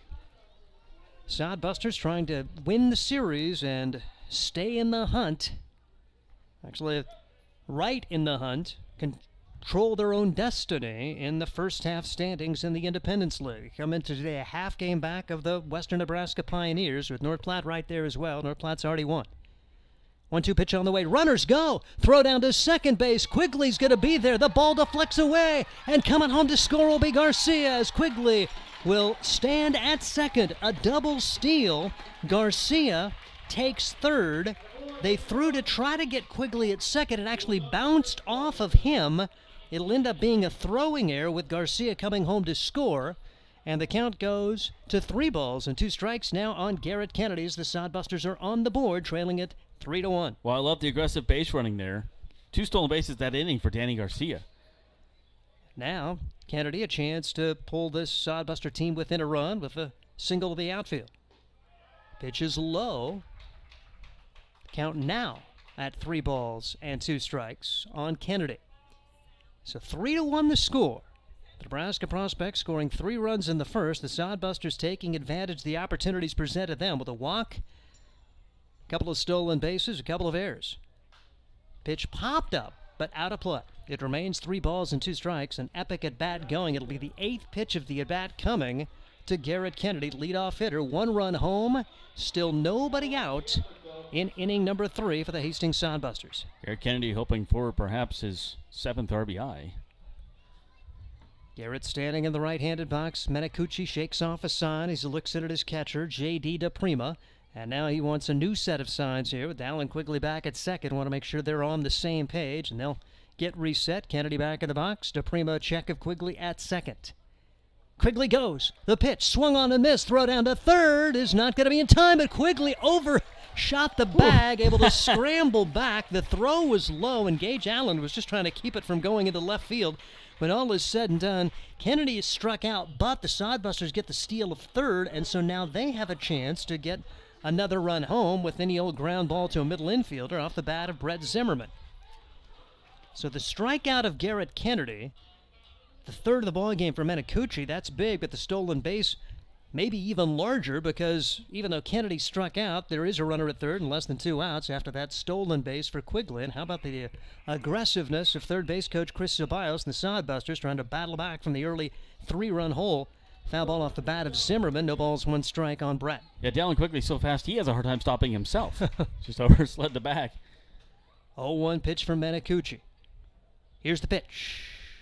Low for ball one, 1 ball, 1 strike. Zimmerman struck out his first time up. Like I say, if you could just ground ball back up the middle, that would score Quigley, and you'd feel really good about this inning, despite the fact the Sodbusters haven't had a hit.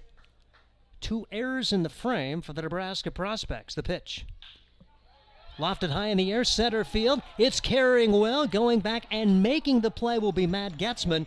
Dallin Quigley will score easily. It's a sacrifice fly and a very productive at-bat for Brett Zimmerman. So the Sodbusters small ball gets the job done. Bases empty, 2 outs, but 2 runs home, and you feel much better about things as this game wears on, down by just 1 run with Brandon Larson trying to ignite a 2-out rally. 12th RBI of the season for Brett Zimmerman, and he got it at a perfect time.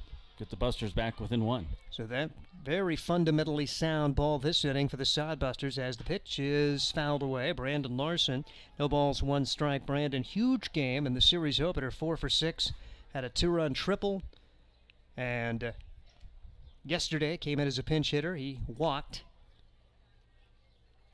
First time up today, ground out to the shortstop. Takes it the other way. Couple of foul balls. Strike 2, the count on Brandon Larson out of Rockland, California. Gonna go to the University of California at San Diego. Play for the Tritons. He's just a recent high school graduate, so will be a freshman there at UC San Diego. 0-2 pitch on the way. Taken high, 1 ball and 2 strikes on Larson. Aaron Harper hoping to get an at-bat this inning.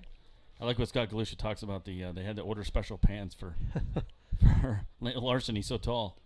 1 ball, 2 strikes, 2 outs, 2 runs home for the Sodbusters, taking advantage of a walk, couple of errors.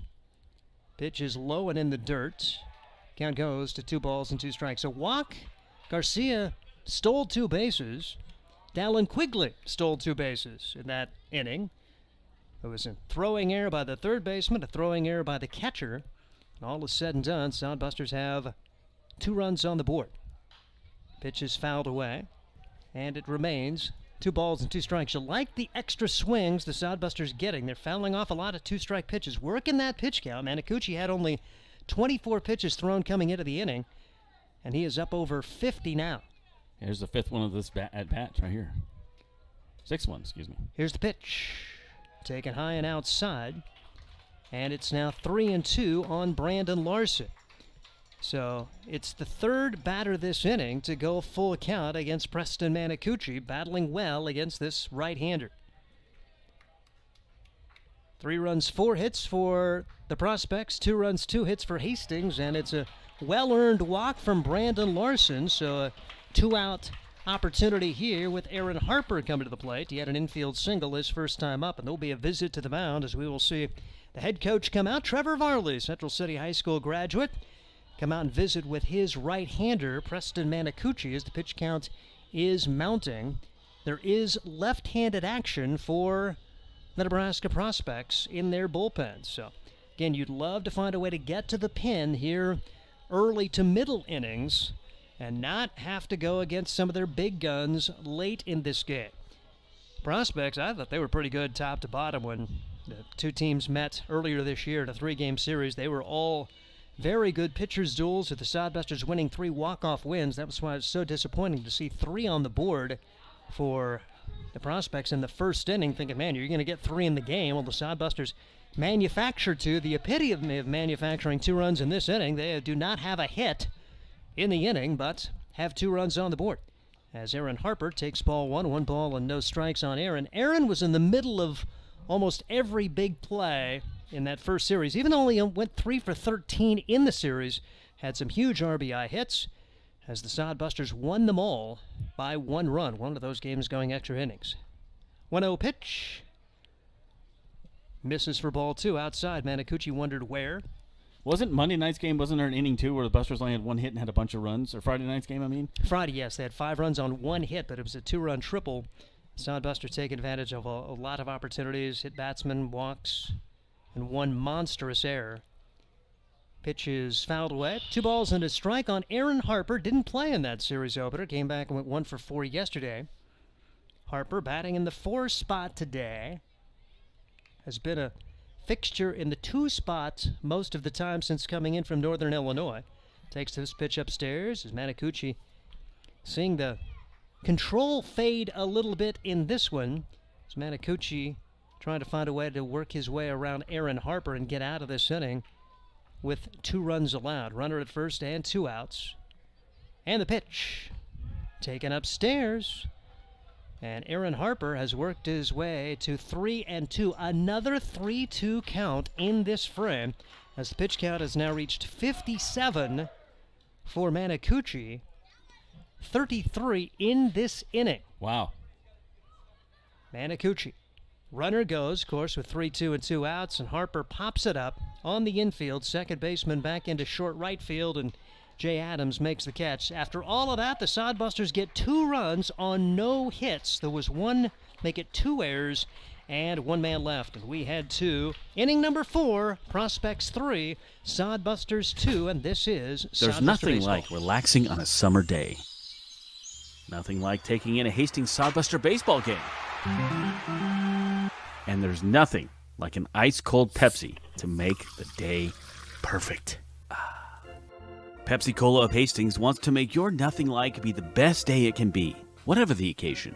Enjoy your favorite refreshing Pepsi product throughout the Sodbuster season and make your nothing like memories. Pepsi Cola of Hastings, a proud sponsor of Hastings Sodbuster Baseball. Nebraska Realty is a homegrown company that is deeply invested in the communities it serves. They are the largest independent real estate brokerage in the state with over 950 agents serving communities all across Nebraska. Nebraska Realty operates on the same principles and values as the people of this state: honesty, hard work, community, and people. They recently opened an office in Hastings and are excited to be part of the community and do their part in helping it thrive. See what Nebraska Realty can do for you at nebraskarealty.com.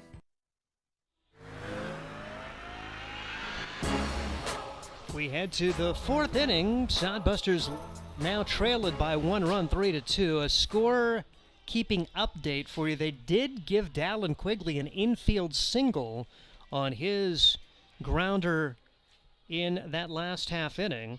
And so the Sodbusters do get 2 runs on 1 hit. There was 1 error for the Nebraska Prospects. And so the Sodbusters, one way or the other, they do get a run on the 2 runs on the board and trail it just by a score of 3-2. Meanwhile, Trayton Scully has found his groove after battling his way through a tough 3-run first inning. Faced the minimum in the second, faced 4 batters in the third, and his first pitch here in the 4th is fouled away by Gage Allen. Allen struck out looking his first time up.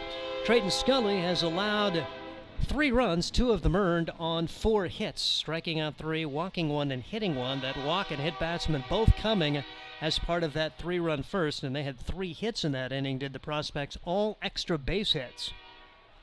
As Trayton Scully winds and delivers. Pitch a little, it is going to be called a strike. A little delayed call there. Sodbusters will take it. No balls, 2 strikes on Gage Allen. Allen, Bellevue West grad. And Gage Allen out of Ventura College in California. Taking ball 1, 1 ball and 2 strikes on Gage Allen. Allen in the first series against the Sodbusters went 1 for 5. Sodbusters won each of those games. 1-2 pitch in the dirt. Good stop there for Hastings catcher Nick Jones. 2-2 the count. At first base, it's Brandon Larson. Second, it's Danny Garcia. Aaron Harper, the shortstop. And Brett Zimmerman is at third as the pitch fouled away.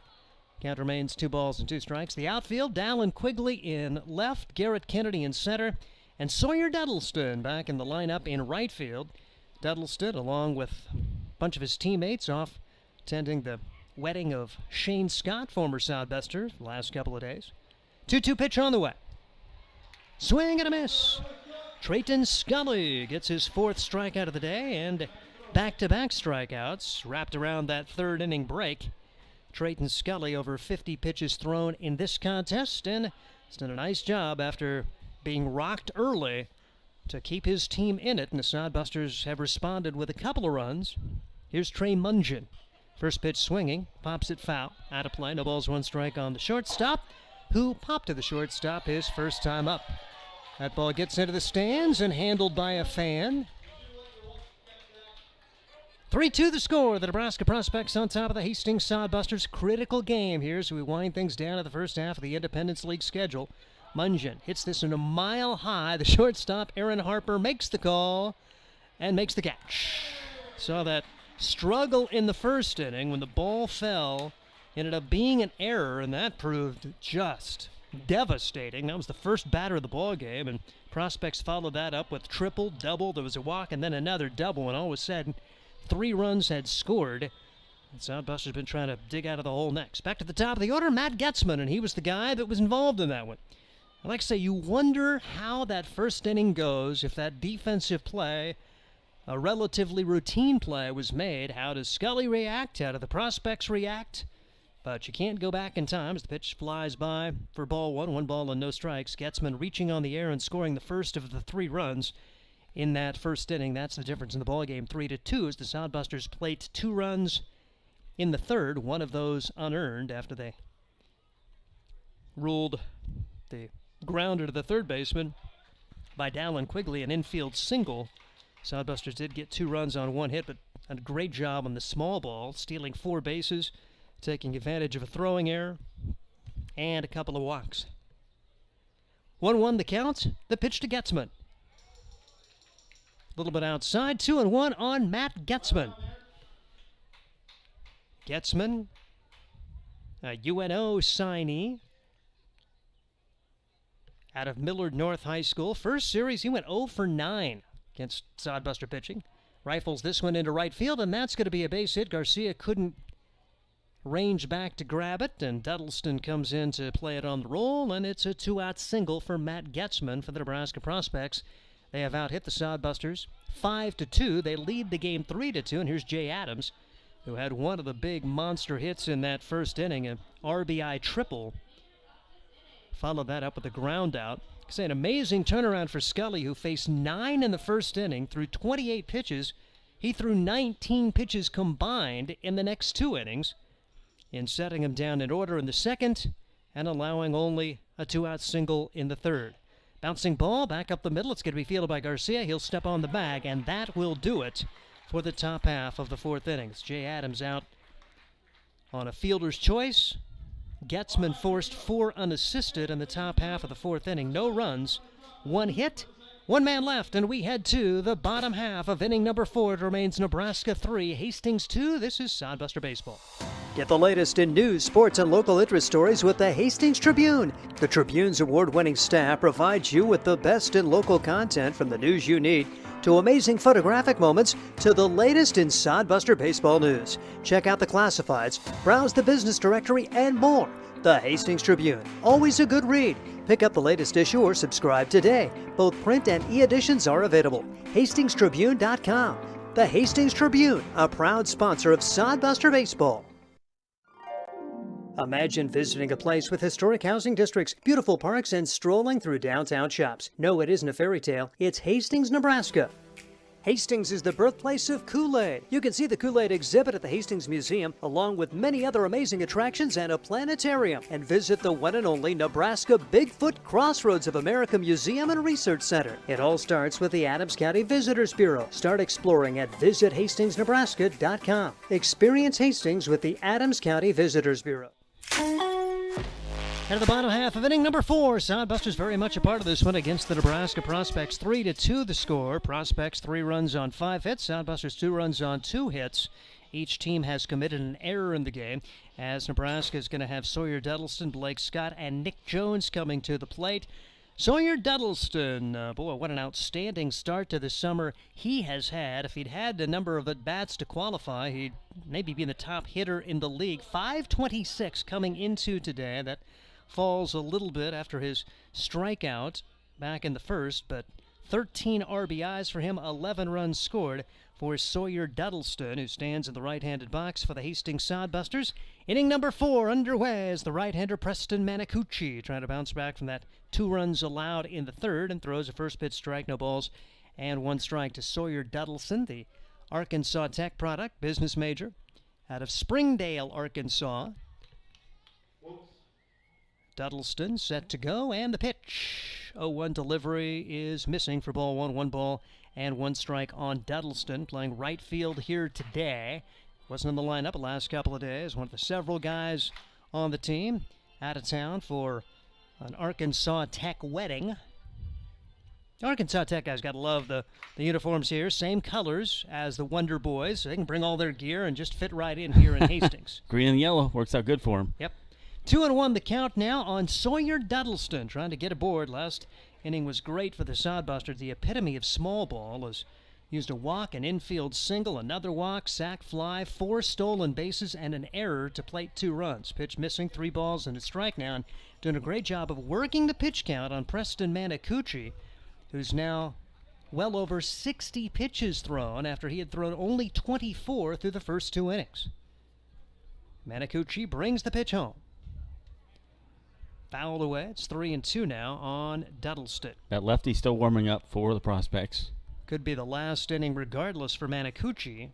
To see what they have in store with Trevor Varley, the head coach for the Nebraska Prospects. Coming off a series win at Casper, winning 2 of 3 before making the trip to Hastings in a bus that lost its air conditioner a few hours away. They wouldn't be so bad, but Yeah. that day would have. Yes. And the Sodbusters took full advantage, got the early lead, and went on to a 14-0 thrashing of the Nebraska Prospects. Just put it away with a 5-run inning and then a 6-run inning in the contest, as we are going to get the perspective of Scott Galusha. I'm quite frankly stunned that Scott made the way up, because he's doing like 4 jobs today, even more. He's on the mic out in the stands. Pitch is called strike 3, as we'll mention that Duddleston did strike out for the 2nd time today, bringing up Blake Scott.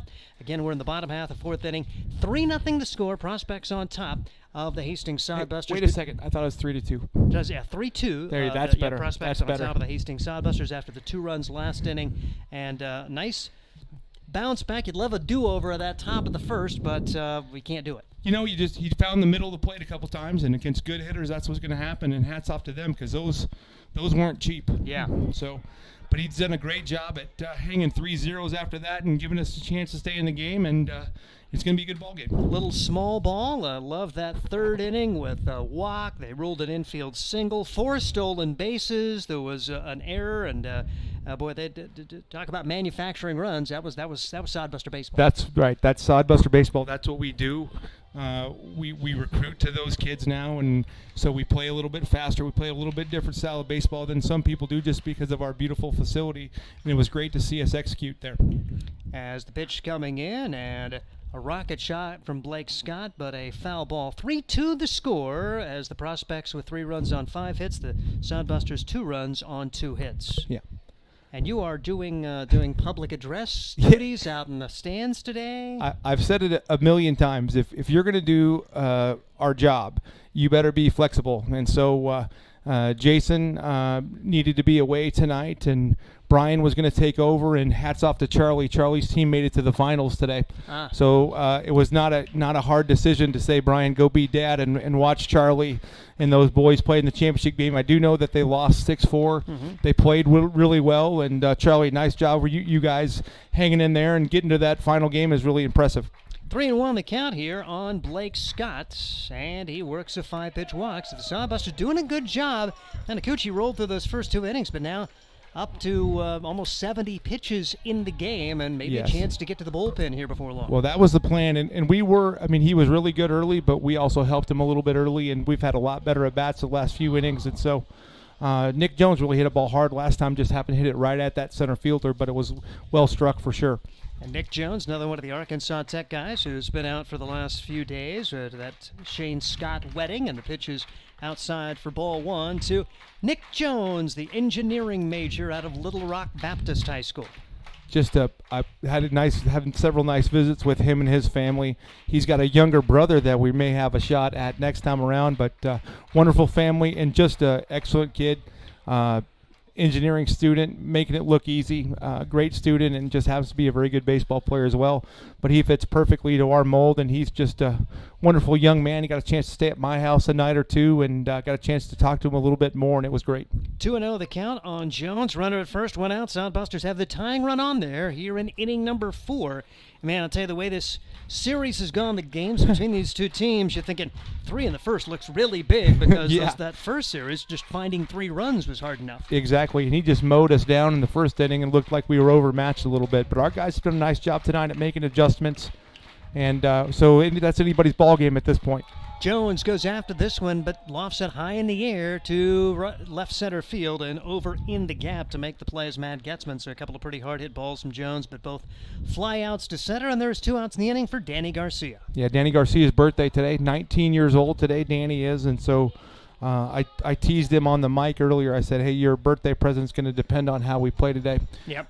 So a walk is kind of a no good, or it's a benefit, but not a big one. So we'll see how it goes. And how about 2 give stolen him a hard bases time. and a Yeah, run scored, though? Yeah, that's fine. That's better. That's better. But Yeah. we still got a long way to go, so we're not ready to make that decision quite yet. But a wonderful young man, just 19 years old. And again, I know I talk about this all the time, but our youth camp that we did, it's so fun to see these guys in that element. And Danny was wonderful. He was there just about every day and engaging and helping these young men. And they all look up to him, and it's really a neat thing. As the 0-1 pitch is in there for strike 2. Quickly, 2 strikes on Garcia. Preston Manacucci trying to work his way through a scoreless 4th as Nebraska leads Hastings 3-2. Sodbusters trying to come back. Everybody behind Hastings keeps on winning as North Platte has already won today, and Fremont was way ahead. Yep, it's just kind of the way it goes in this division. It's just difficult really all the time. If you don't play well, no matter who you play in our division, you're in trouble. And because the prospects, I believe, are 1 game over 500, and they're in 4th place. And so, it's just we're gonna be battle tested for sure. And just thankful that we have the opportunity down the stretch to have an opportunity on Tuesday, hopefully, to play for that first half. How about Blake Scott stealing a base, runner in scoring position now, but Garcia goes down swinging, and that'll do it for the 4th inning as 3-2. Scott Galusha going to stick around as we'll head to the 5th inning, and we'll just continue this roll, and we'll allow Josh to get an inning a little bit later on. 3 runs, 5 hits for the Nebraska Prospects, 2 runs, 2 hits for Hastings as we will head to inning number 5. But Blake Scott stealing that base, and I kind of give him a hard time. Leads the league in triples. He's a catcher. He's got some wheels. Going. And that's just our philosophy. We don't have anybody really in that lineup that we're not scared to run. Trevor Matson is not the fastest guy, but he's probably our best base runner. So everybody's got the green light. Hey, did you see the smile on Fish's face when he grabbed my mic? He wants to go out there and do what I'm doing. Didn't hesitate. So look at him out there. He's like, oh yeah, you can keep my job. I'll go do your job. So, I guess it just is what it is. We're flexible, and Fish wants to do it too. So there we go. That's pretty cool. He's down interviewing the mascot, and Josh Salmon out there. Hey, he's gonna work the crowd here. Maybe you can just stay up here. For heck, that's fine. You can do that. I would much rather not do that. I like doing what I normally do, which is go talk to people, enjoy, visit. Hi, everybody. Just a beautiful night and a really good crowd for a Sunday. We're about right around 500 people on a Sunday, which is really good for a Sunday. Great crowd, beautiful evening for us, and so it's a great night to come out and play baseball. So if you're watching and you're close enough, come on out to the ballpark. If you're 11 and under, I'm buying you ice cream tonight from Special Scoops, which is kind of a nice deal. Tim's got some good food in the concession stand ready to go. So beautiful night. Come out to the ballpark. Still plenty of baseball to go. Trayden Scully, pretty courageous outing in progress. 58 pitches thrown coming into today as the first pitch is fouled away. 28 of those 58 came in the 3-run first inning. And what's lost maybe by folks who weren't here, he gives up 3 runs, and he had the bases loaded and only 1 out. Gets a huge strikeout and then a pop-up to survive that first inning with, we say, only 3 runs allowed. I mean, that was pretty big to at least give your team a chance to come back, getting those last 2 outs of the first inning and keeping it 3-0. Well, I say it all the time. You never know for sure in baseball when that big moment's going to be. And I tell you what, I think it was exactly that, Steve. Already 3 runs in, bases loaded, 1 out. We're in trouble. Backs against the wall, have yet to swing the bat, and Scully just bowed his neck and figured out a way to do it, and made a couple nice defensive plays out there as well. And so that's what's so good about this team is they play hard and they play for each other. They pick each other up, and that dugout was excited coming off the field. They understood how important that was. And now to make it a 1-run game in the 5th, we've got every opportunity to win this thing. And need it. Still controlling your own destiny despite the fact that Western Nebraska does lead the division with the way the schedule we're works out as a swing and a strike out of Colin Lyman. Lyman now 1 for 3. Hey. Just a half game back of Western Nebraska, but you played a game today, doubleheader against Fremont, and then Western Nebraska on Tuesday. If you win them all, you win the first half. Absolutely. Again, we still have everything's in front of us, and we talked about it a little bit today with Luke and Chris and the coaching staff, and we're just thankful for the opportunity to be here. This is new territory for the Sodbusters, and we want to win, but we also understand that that's not everything we do.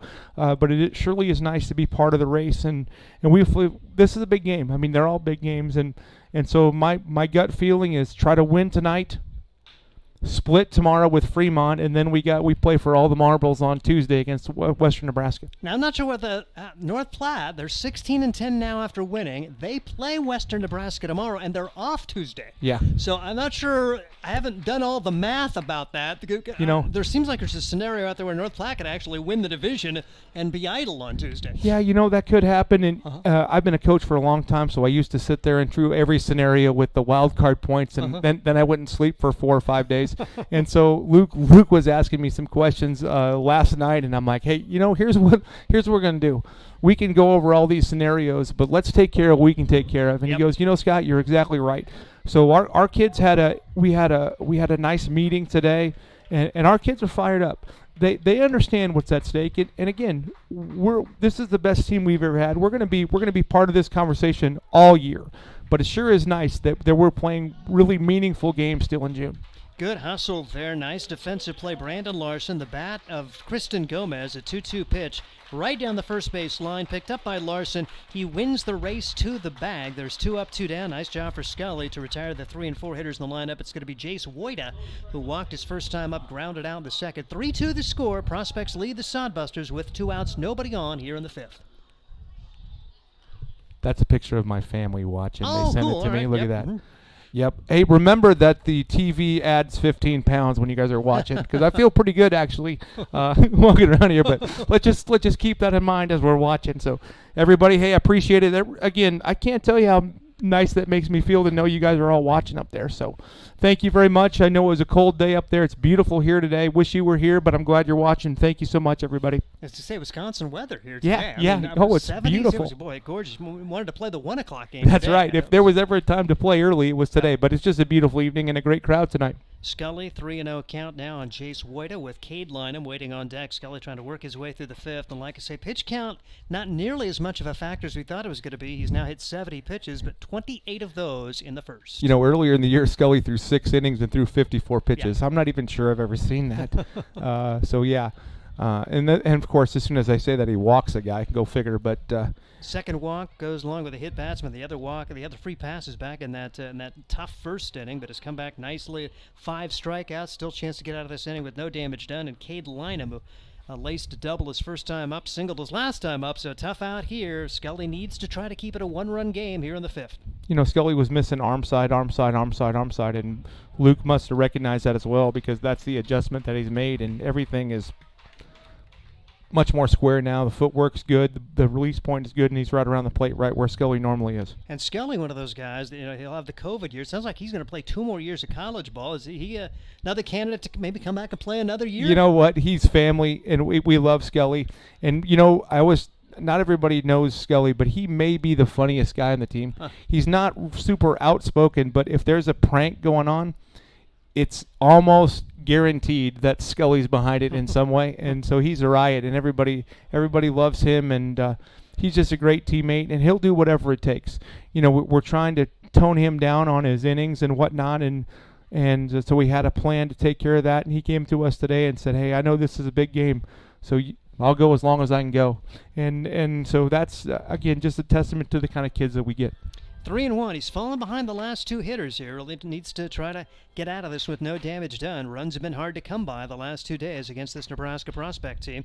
Here's a little looping liner down the left field line. That is a fair ball. Hitting the second base bag. Heading for third is Woida. Throw comes in. It's a double. And now second and third, and a huge at-bat coming for the Nebraska prospects in a 1-run game. Yep, big play, 2 outs. That guy's running on contact, and a great play by Dallin Quigley to get there and make sure that there's no extra advancement. So, again, 2 outs. We're still okay.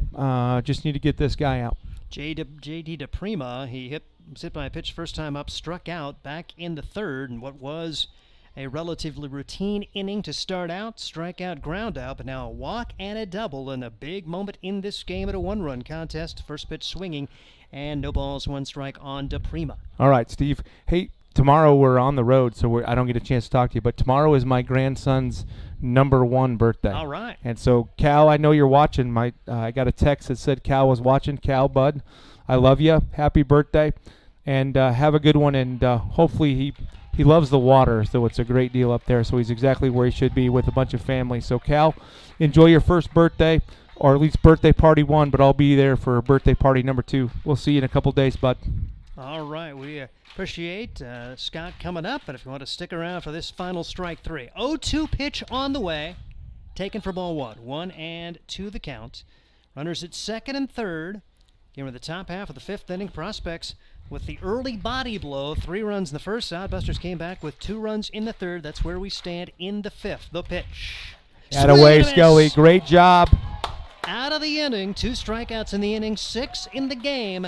Traden Scully now up to 81 pitches on the day, but working himself out of the jam. No runs, 1 hit, 2 men left, and it's still 3-2. Sticking around another half. You know, I'm going to take off for now. I tell you what, I might let Fish do that job, and if he does, then I'll be back up here again, because I'd rather go talk to people and visit with you a little bit. But I'm gonna go see what Fish is doing, see if I can even get it back or if I want it back. But there he is, right there.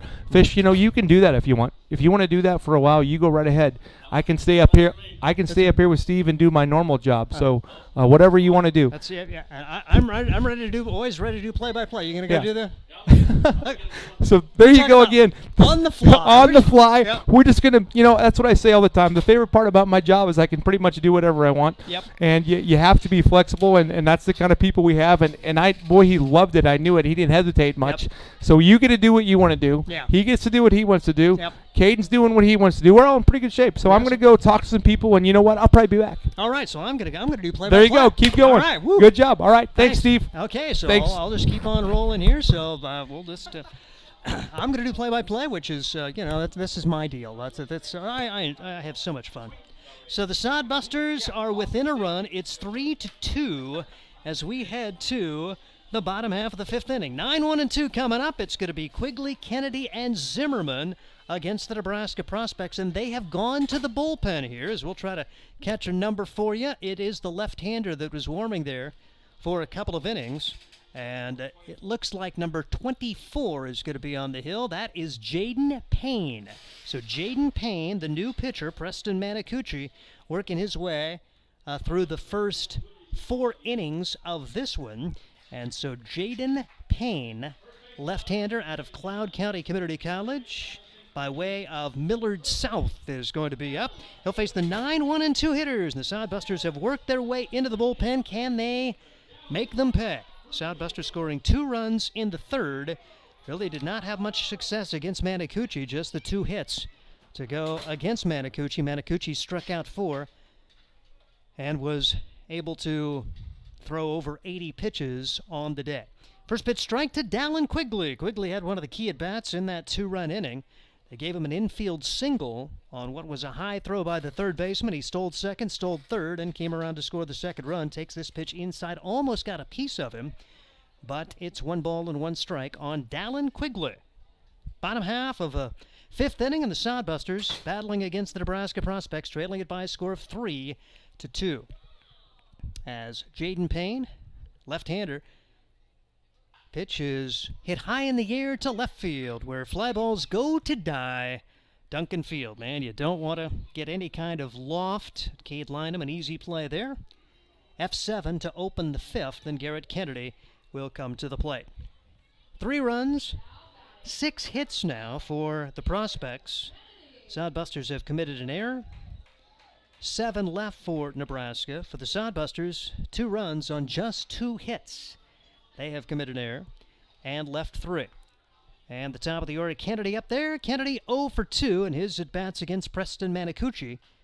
And the pitch fouled away, no balls and 1 strike, as Jaden Payne has come into the contest for the Nebraska Prospects.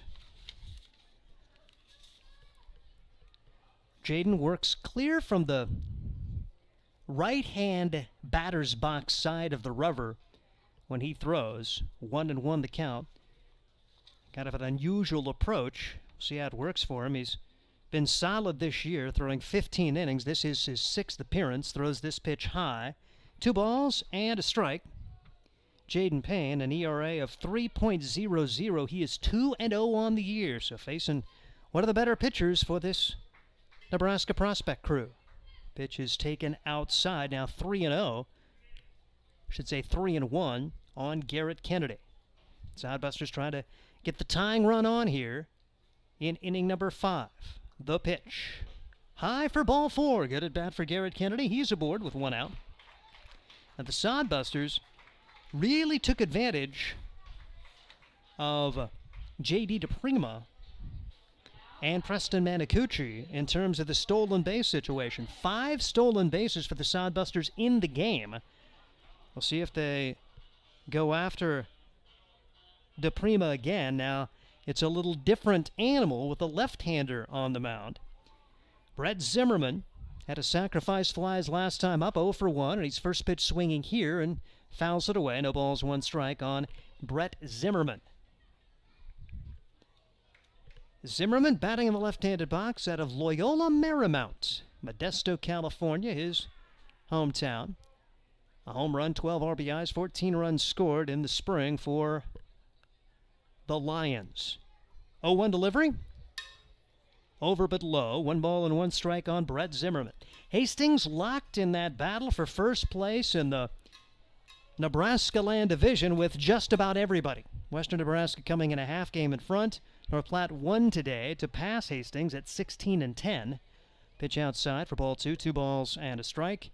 Fremont 12-11. Nebraska prospects right at that 500 mark as well, so they've been solid. 2-1 delivery. Taken upstairs, 3-1. So after a fly out to left, a walk, and now a 3-1 count on Zimmerman, Sodbusters try to get base runners as they look to battle from behind against the prospects here in this series clinching Sunday. Pitch is on the outside corner for strike 2. 3-2 on Zimmerman. And will they send Kennedy? He's got good speed. You then have the danger of the strike him out, throw him out double play, but if you feel like Zimmerman can make contact, you may send him. He will go. Pitch is grounded right back up the middle. Shortstop's got it, steps on the bag, and throws to first. That is horrible luck for the Sodbusters. If Kennedy's not going, the shortstop probably isn't going over to cover. As it stands, it couldn't have worked out better for the Nebraska prospects as Trey Mungian just took 1 step, stepped on the bag, and gunned down Zimmerman. It's a 6-3 double play to end inning number 5. No runs, no hits, nobody left. We head to the 6th. It's still the Prospects 3, Hastings 2, and this is Sodbusters. Are you tired of lousy internet and faceless customer service? It's time to experience local, honest, hassle-free, and exceptional. That's the Allo promise. We not only provide crazy fast fiber internet, crystal clear TV, and dependable phone service, but we choose to become a part of the communities we serve and love when everyone calls or stops by our store to say Allo.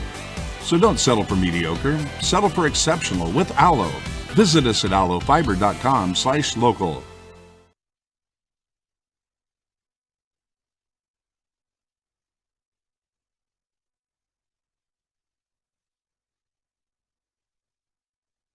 There's nothing like relaxing on a summer day.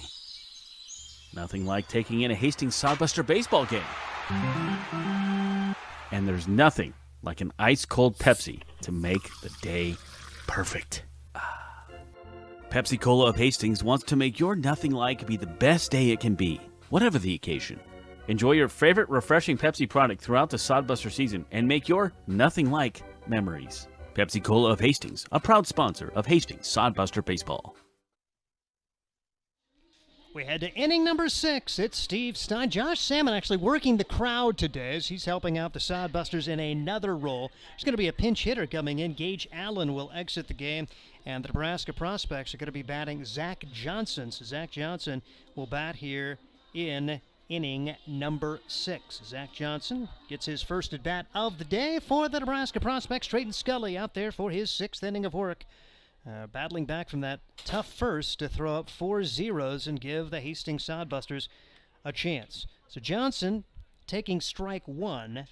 Mentioned Josh Salmon. He is out doing public address duties in the stands now as we just kind of changed roles. Bouncing ball back up the middle. Great stop. Harper gets to his feet, throws to first. Out! Oh my goodness. What a play for Aaron Harper to get to his feet. I didn't think he got nearly enough on the throw to get it over to get Johnson. No argument for the Nebraska prospects, and what an amazing play for Aaron Harper. 1 out here in inning number 6. Caden Kirkak is our producer today, and proud to bring you Sodbuster Baseball. I'm Steve Stein. The YouTube broadcast, pitch taken by Trey Mungin for ball 1. 1 ball and no strikes on Mungin, who has a couple of flyouts, little pop-ups to the shortstop, both of his first 2 at-bats. 1-0 delivery for Trayton Scully. Bouncing ball foul, and that gets a piece of the catcher, and so home plate umpire going to walk a ball back out to Scully to allow Nick Jones to see if he's okay, and Nick didn't seem to be any worse for the wear, but nice job there for the home plate umpire, Tim Stroman. That's just kind of tradition, and you'll see the catcher do the same thing if the ball gets a piece of the umpire, just to give you a moment if you need a moment. Trey Mungin at the plate. Scully, right-hander versus right-hander, and the pitch is swung on and missed. 1 ball and 2 strikes on Trey Mungin. He hit Sodbuster pitching about as well as any of the prospects in the first series. Sodbusters winning all of those games, and Mungin went 4 for 7 in that 3-game set earlier this year here at Duncan Field.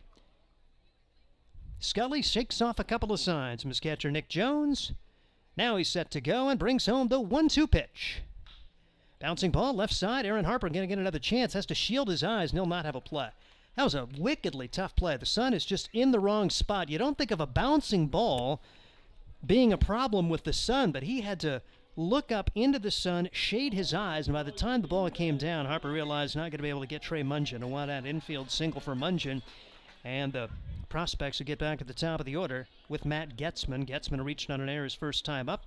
He's 1 for 3 on the day with the run scored. All of the runs scoring in the first for the prospects. They lead Hastings 3-2. Sodbusters got 2 runs in the bottom of the 3rd. 1 of those earned. Sodbusters been out hit 7-2, but still very much a part of the game. They got pounded pretty good in the hitting category yesterday, 11-4. Both over to first and pretty close, but back in is Mungin. On Friday in this series, it was all Hastings. They out hit the prospects 12-3, although it was very much a ball game through the 6th inning. Sodbusters blew it open then with 5 runs in the 6th and then added 6th in the 8th to make it a laugher. Hard hit ball, foul by Matt Getzman. No balls, 1 strike. Getzman nearly got a piece of his coach, Trevor Varley, Central City High grad, over in the third base coaching box. 3-2. Top half of the 6th inning. Trayton Scully, a courageous outing in progress here for Trayton. After being rocked for 3 runs in the first, pitch inside, and it is going to get a piece of the batter, Matt Getzman. So an infield single and a hit batsman after a ground out to open the frame, and another big spot in the game. Scully was able to battle his way through the 5th in a 2-on, 2-out situation, and Luke Bay is going to visit the mound here to talk with his right-hander Scully. There is right-handed action behind him. No, make it left-handed action instead behind Trayton Scully. Hastings Sodbusters trail it by a score of 3-2. A doubleheader at Fremont tomorrow, and then back home to Western Nebraska Tuesday and Wednesday. That Tuesday game will be the final game of the first half schedule, and Trayton Scully will be lifted for a relief pitcher. We're going to take a break, tell you about the new Hastings pitcher. When we come back, it remains the Nebraska Prospects 3 and the Hastings Sodbusters 2, as this is Sodbuster Baseball. Are you tired of lousy internet and faceless customer service? It's time to experience local, honest, hassle-free, and exceptional. That's the Allo promise. We not only provide crazy fast fiber internet, crystal clear TV, and dependable phone service, but we choose to become a part of the communities we serve and love when everyone calls or stops by our store to say Allo. So don't settle for mediocre. Settle for exceptional with Aloe. Visit us at aloefiber.com/local. There's nothing like relaxing on a summer day. Oh, I think he likes it. Yeah. Nothing like He taking in wouldn't a have Hastings said- Sodbuster baseball game. To do that? Yeah, I think he And likes there's it. nothing like an ice-cold Pepsi to make the day Oh, that's fun. perfect. Pepsi Cola of Hastings wants to make your nothing like be the best day it can be, whatever the occasion. Enjoy your favorite refreshing Pepsi product throughout the Sodbuster season and make your nothing like memories. Pepsi Cola of Hastings, a proud sponsor of Hastings Sodbuster Baseball.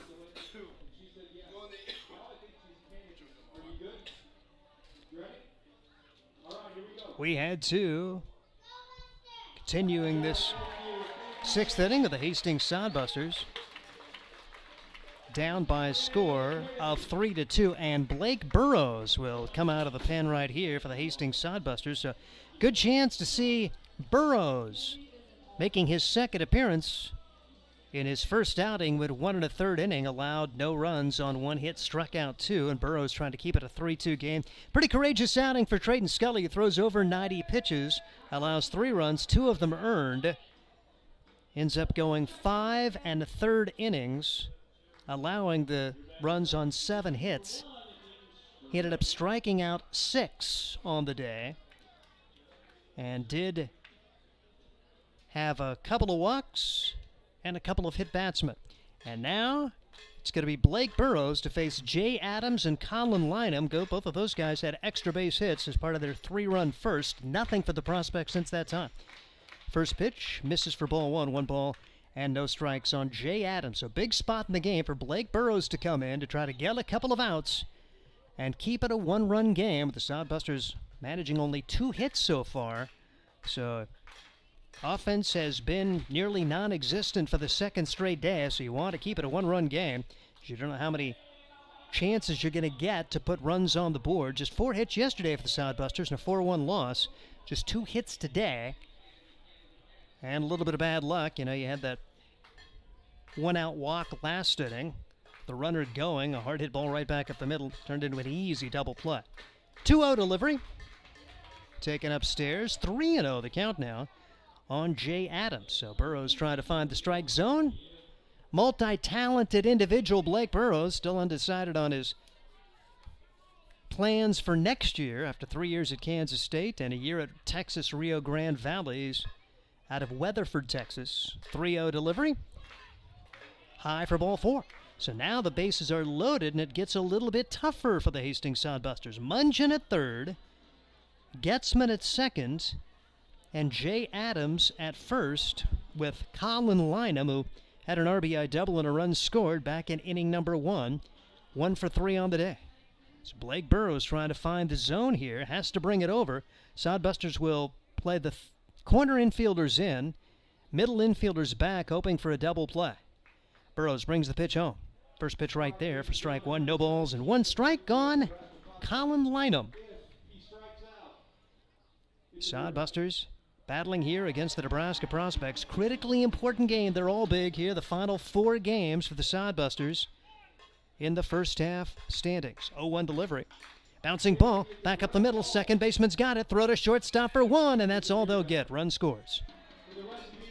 Just not close enough to the second base bag to have a realistic chance at a double play. But Garcia did a good job throwing it over to his shortstop. Aaron Harper realized there was no way they were going to get Colin Lynham, so just elected not to throw it. So Lynham gets the job done. A fielder's choice grounder will score Trey Mungeon. Matt Getzman goes to third. It's 4-6 to force out Jay Adams. And here comes Tristan Gomez, who's 0 for 3 on the day. Still a big spot in the game here with the Sodbusters down 4-2. Want to keep it at that margin. Hastings will have the 3, 4, and 5 hitters when they come to bat in the bottom of the 6th. Ball fouled away. Tristan Gomez standing in the left-handed box for the Nebraska Prospects. And the pitch. Off speed, stays high. 1-1 on Gomez. And as far as the pitcher, Burrows, he can play the field, he can pitch, he'll do whatever asked of him. Would like to have an opportunity to play somewhere next year. 1-1 is the count. The pitch. Foul back. 1-2 now on Tristan Gomez. So Burrows, a strike away from getting out of things, came in and walked the first man he faced. That's large because that did get the runner to third with less than 2 outs, and that guy ended up scoring. 4 runs now, 7 hits for the Nebraska Prospects. 2 runs, just 2 hits for the Sodbusters. Still a part of the game, though, and want to keep it that 2-run deficit. Burrows out of the stretch. The pitch. Fouled away. Remains 1-2 on Tristan Gomez. Gomez didn't play in the first series this year. He's had gone to Cal State Fullerton. I believe he's looking for his next college. Millard West grad, brother of Colby Gomez, the Husker. Runner goes. 1-2 pitch. Called strike 3. That will do it for the Nebraska Prospects here in inning number 6. But they do get a run on 1 hit. 2 men left. We head to the bottom half of the 6th inning. And Nebraska leads Hastings by a score of 4-2. And this is Sodbuster Baseball. You know Graham Tire for their quality tires and service, but did you know that they do brakes, batteries, and oil changes, and even shocks and struts? Graham Tire in Hastings has the quality products and great service you have come to expect from the Graham name. Rick and his crew will get you fixed up and right back on the road safely. And you can trust that the job was done right. That's peace of mind. Graham Tire in Hastings, West 2nd Street, open 7:30 to 5:30, Monday through Friday. A proud sponsor of Sodbuster Baseball. Let's face it, we move our bodies around a lot. And sometimes things happen, a tweak, twist, pull, strain, ache, or pain. At Fisk Chiropractic and Sports Care, their goal is to restore your mobility, keep you moving, and ensure your rehabilitation is effective, efficient, and stress-free. Do you suffer from headaches and neck pain, lower back or sciatica? Call Fisk Chiropractic and Sports Care today. Start to discover wellness through chiropractic care. Fisk Chiropractic Sports Clinic.com. Start feeling better now.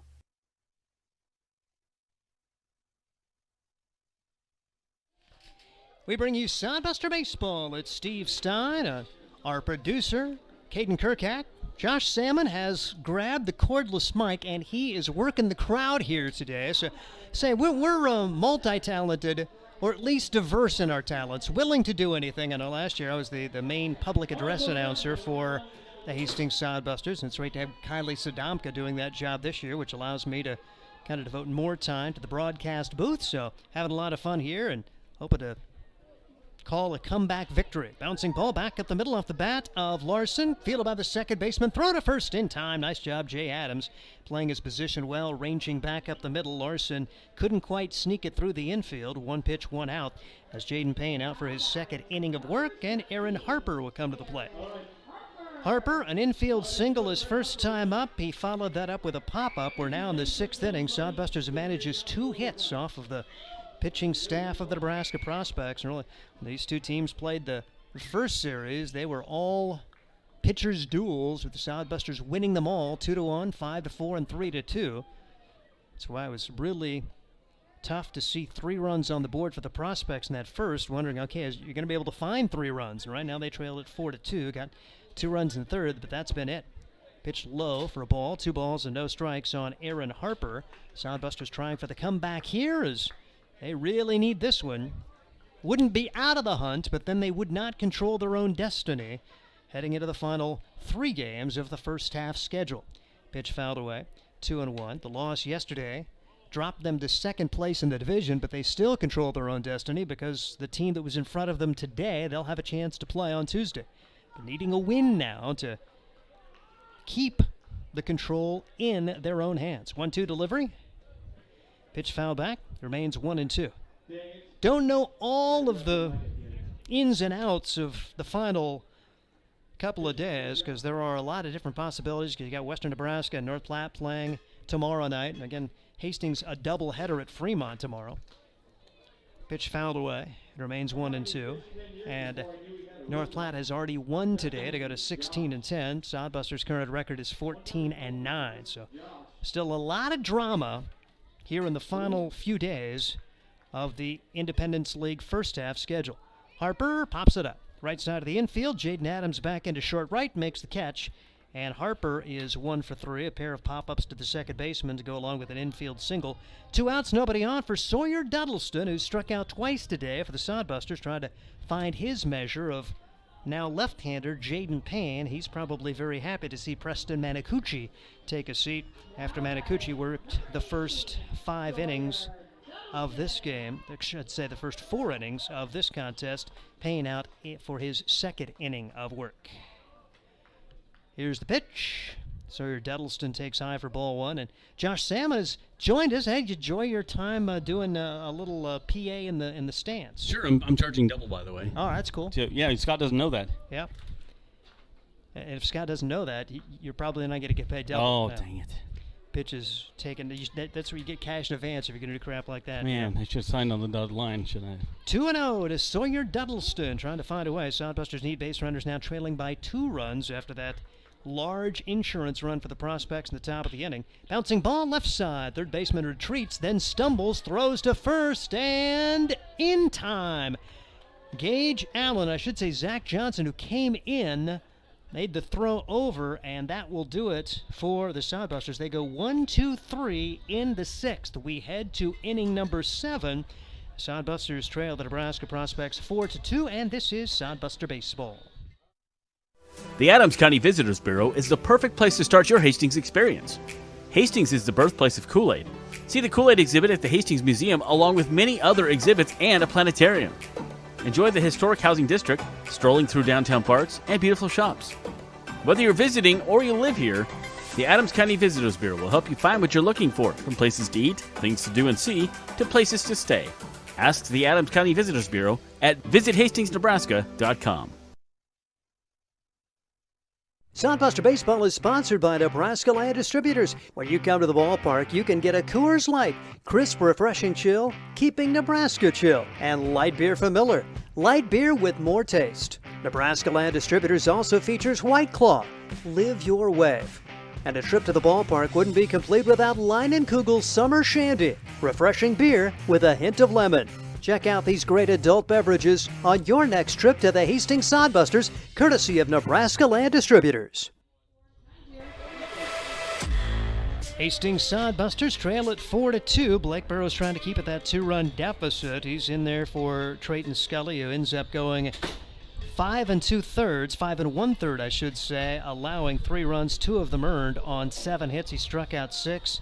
Hit 2 and walked 2. Blake Burrows walked the first man he faced. That turned out to be large because then a ground ball was able to score the run from third base.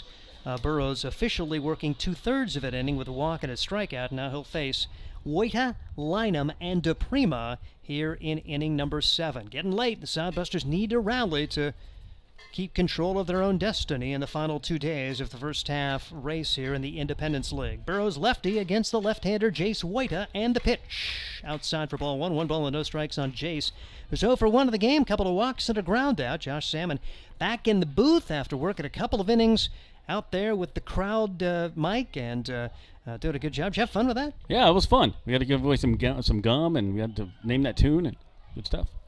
Little looping liner off the bat of Wojta, and he is able to single into right field. Duddleston knocks it down, so leadoff man aboard for the Nebraska Prospects, as they'll have Cade Lynam and J.D. DePrima looking for more insurance against the Hastings Sodbusters. First time we've had a leadoff hitter on here pretty much all night. Did have the except for the reach the air on the beginning of the game. That was it. And Cade Lynam has had a big day. A couple of doubles for him, an RBI, and he watches the first pitch go by for strike 1. No balls, 1 strike on Cade Lynam, left-handed hitting twin of the right fielder Colin Lynam. Both those guys at Wayne State after going to Northeast Community College and Platteview High School outside of Springfield. 0-1 pitch is missing for ball 1. 1 ball and 1 strike on Cade Lynam. So Blake Burrows, his second appearance for the Sodbusters, had a scoreless relief appearance in his first outing. Takes this pitch over, but it's an outside a little bit, so 2 balls and a strike now, and Cade Lynam looking to reach for the 3rd time today. And this Prospects crew, they were one of the top hitting teams in the league coming into the series, had fallen to 4th. They were tied for 2nd of the league in batting percentage, but picking that up over the last couple of days, as they had 11 hits yesterday, 8 today, to just 2 for the Sodbusters. 2-2 the count now on Cade Lynam. Leadoff single here in the 7th. Sodbusters trying to keep it a 2-run game. Offense has been hard to come by after they won 14-0 on Friday. Just 4 hits yesterday, just 2 hits today. Off speed, taken high, 3-2 now on Cade Lynham. So Jace Woida, the single to begin the inning. He's on base for the 3rd time of the game. Cade Lynham has been on base 3 times already, 2 doubles. I mentioned he also had a single, so he's 3 for 3 coming into this at-bat. And the pitch. Fought it off, foul. It remains 3-2 on Cade Lynham. Jace Woida had taken off, so aggressiveness for Trevor Varley, the head coach, sending his runner on 3-2 with nobody out. Prospects left 12 on last night, so it could have been a lot worse. Yeah, for the Sodbusters to be with in just 3, probably fortunate. 3-2 pitch. Outside for ball 4, and a big chance here for the Prospects to add to their 4-2 lead. First and second, nobody out for J.D. DePrima. As J.D., right-handed hitter, will step to the plate. He is 0 for 2. He's been hit by a pitch. A couple of strikeouts, both of those coming against Trayton Scully, who ended up with 6 Ks in his outing. Scully would be the losing pitcher if this score holds up, allowing 4 runs, 3 of them earned. Inside, and it hit him. So, man, a single, a walk, and a hit batsman, and the Sodbusters are in big trouble now in the top of the 7th with the Nebraska Prospects trying to add on to a 4-2 lead. And they're starting to get somebody warming in the bullpen now for Hastings. And now we will see 35 bat. That is Sam Adams for, I should say that is Ryan David for the first time today. So Ryan David, that spot in the batting order. After Zach Johnson batted in that spot in the order last time through and went for a ground out. No balls and 1 strike to count on Ryan David. Probably stay and play third base, I'm guessing. Blake Burrows trying to work his way out of a major jam. Sodbusters infield is in. They want to cut off any run at the plate. So we're getting late. Top of the 7th. Pitch is in there for strike. No balls, 2 strikes to count on Ryan David. Yeah, you got to get some kind of double play or something, but first try to get the out at home because you're down by 2. As Blake Burrows, a strikeout would loom large here. The left-hander comes set. Check of the runner. The pitch. Foul ball. David stays alive. It remains. No balls and 2 strikes.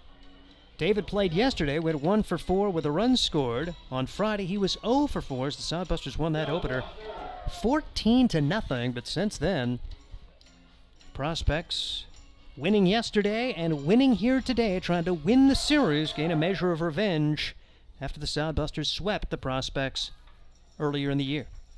0-2 pitch once again. Hard hit ball. Second baseman's got it. Will come home. They'll get the force play there. Heck of a job for Danny Garcia to go to his right, backhand it, and still had the presence of mind to come home. They force out Woida. It goes 4-2 on the putout there. Cade Lyman ends up at third base. J.D. DePrima at second, and a fielder's choice grounder from Ryan David. It's like Garcia knew what was going to happen. He was playing between the green and the brown of the turf, right in the perfect spot. Grabbed the backhand, threw it home. That was an excellent play. Now that'll allow your middle infielders to go back to double play depth. The corner infielders still play in. They would come home on a comebacker to them. Trey Mungin at the plate, and he takes high for ball 1. 1 ball and no strikes. So Sodbusters a double play from getting out of this with no damage done. Trailing at 4-2, top of the 7th inning. Steve Stein, Josh Salmon with our producer, Caden Kirkhack. Pitch taken a little bit high. No place to put Trey Mungin. 2-0 the count on him. He's 1 for 3 with an infield single and a run scored. That coming last inning as they added to their 3-2 lead and now up 4-2. Left-handed pitcher, Blake Burrows brings the pitch home. Big swing, no contact. 2-1 the count on Trey Mungin. Important batter here. Like to get him out. Mungin went 1 for 4 yesterday. Was used in a relief outing in that 14-0 loss on Friday. Touched up for 6 runs. Pitch fouled away, 2-2. He went 2 1/3 innings, allowed 6 runs on 6 hits as he was the guy that was asked to eat the innings and had to take that 6 runs in the 8th inning, and the Sodbusters 14-0 win. 2 balls, 2 strikes. Burrows with the pitch. Just misses inside. You'd have taken that one. 3-2, large pitch in the course of this game coming up right here. 1 man out, bases loaded. Prospects already on top. 4-2, don't want to fall any further behind, and there's still only 1 man out. Burrows needs to find a way to get one over. The left-hander comes set, brings the pitch home. High for ball 4, and it's 5-2 on the bases loaded walk to Trey Mungin. Doggone it, not what you wanted to do. So Cade Lyman scores. J.D. DePrima ends up at 3rd. Ryan David to 2nd, and Trey Mungin gets an RBI to go along with a run scored. And here comes Luke Bay out of the dugout for the Hastings Sodbusters, as Hastings looks like they did have some action earlier. We'll see what the situation's going to be. There's still only 1 man out. I mean, the Prospects could really bust this baby open with a big 7th inning. Yeah, I think this is to buy some time for the bullpen. I don't think he's quite warm over there yet. Well, there's some big scores in the Independence League here, Steve. If you look at the finals in the Nebraska Land Division, North Platte Plainsman won 9-1. That's a final. Fremont won 11-2 at home, not helping out the Sodbusters at all. Let's see, in the other division, you have in our division still, Nebraska, or Western Nebraska, easy for me to say, 5-3. That one is a final as well at home. All those teams winning at home. Spearfish, they're in the bottom of the 8th, leading 11-7 against Badland Big Sticks. So it could not have gone any worse nope. for the Hastings Sodbusters. So you have to win this one. Every team behind them or ahead of them has already won. And so Sodbusters coming into today a half game back of Western Nebraska. They would fall a game and a half back, and they would not control their own destiny heading into the final 2 days of the regular season, I don't believe, with all of the things going on.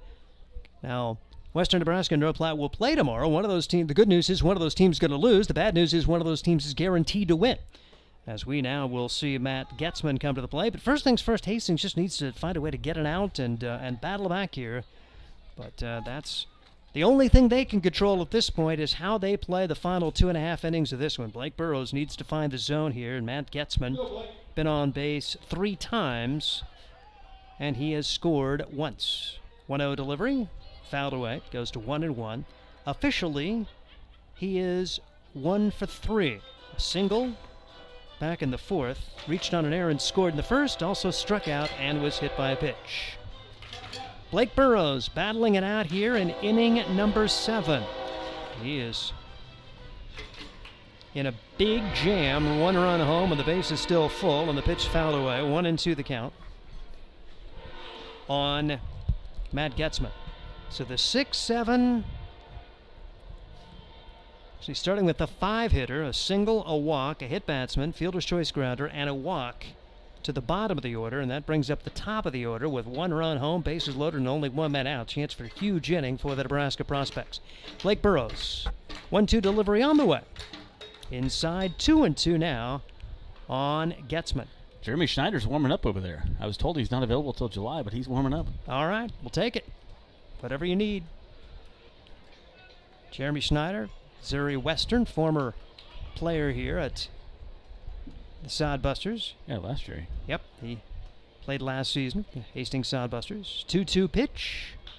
Bouncing ball left side. It is through the infield. 1 run will score. Here comes his 2nd run home. Throw from Dallin Quigley is going to be in time as David is out. Quigley, a perfect throw to get Ryan David. 1 run does score on the play. It's an RBI single for Matt Getzman. And J.D. DePrima scores, but Ryan David gunned down 7-2 on the putout. That was a perfect throw, and the cutoff guy let it go right to the catcher. Nice tag. Good play all around. Dallin, you know him for his speed and his bat, but he's got a good arm. As Trey Mungin ends up at 2nd on the play, Matt Getzman with the RBI single, still at 6-2. 2 runs have scored as the last 3 runs of the game have come from the Nebraska Prospects. 1 in the 6th, 2 here in the 7th, and Blake Burrows trying to survive the 7th with no more damage done. Jay Adams up there now. Left-handed pitcher, popped up. First pitch, first base line, and in foul territory, Brandon Larson makes the play, but damage is done. 2 runs score on 2 hits. There were 2 men left, and we head to the bottom half of the 7th inning. It's now Nebraska 6, Hastings 2. This is Sodbuster Baseball.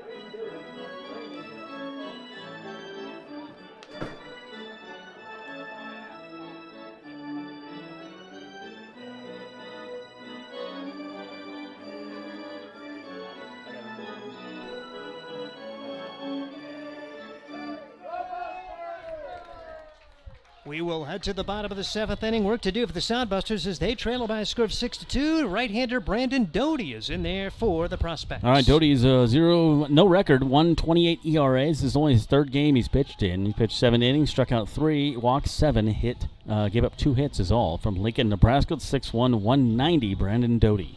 Well, we'll see what the Sodbusters can get done as they have managed only 2 hits off of the first 2 pitchers. Doty worked 2 innings against the Sodbusters in the series opener when the 2 teams met earlier this year, and he worked 2 innings, walked 4, struck out 1, but he didn't allow a hit or a run. So he was one of those right-handers. It looks like he can throw it about 90 miles an hour, and a good-looking pitcher, and so it's certainly not going to be easy for the Sodbusters, and the hole gets a little deeper after the Prospects put up 2 runs in the top of the 7th, so a 4-run hole now with Blake Scott, Nick Jones, and Danny Garcia trying to get it done against Brandon Doty. Preston Minicucci works the first 4. Jaden Payne the last 2. And Sodbuster's going to have to get it done against the bullpen as Blake Scott comes to the plate. He is 0 for 1, a ground out and a walk his first 2 at-bats. Doty winds and delivers. First pitch over for strike 1. No balls, 1 strike to count on Blake Scott. Scott trying to find a way here for Hastings. He has signed with Washburn after a couple of successful years at Northern Oklahoma in Enid. Pitch is taken for a ball, 1 ball and 1 strike, and that may have bounced off of the right hand of the home plate umpire, Tim Stroman. So he takes a look at that right hand and gives a thumbs up to his field umpire, Matt Overmiller. 1-1 the count. First man batting here in inning number 7. And the pitch, check swing, but Scott went around. 1-2 now on Blake Scott.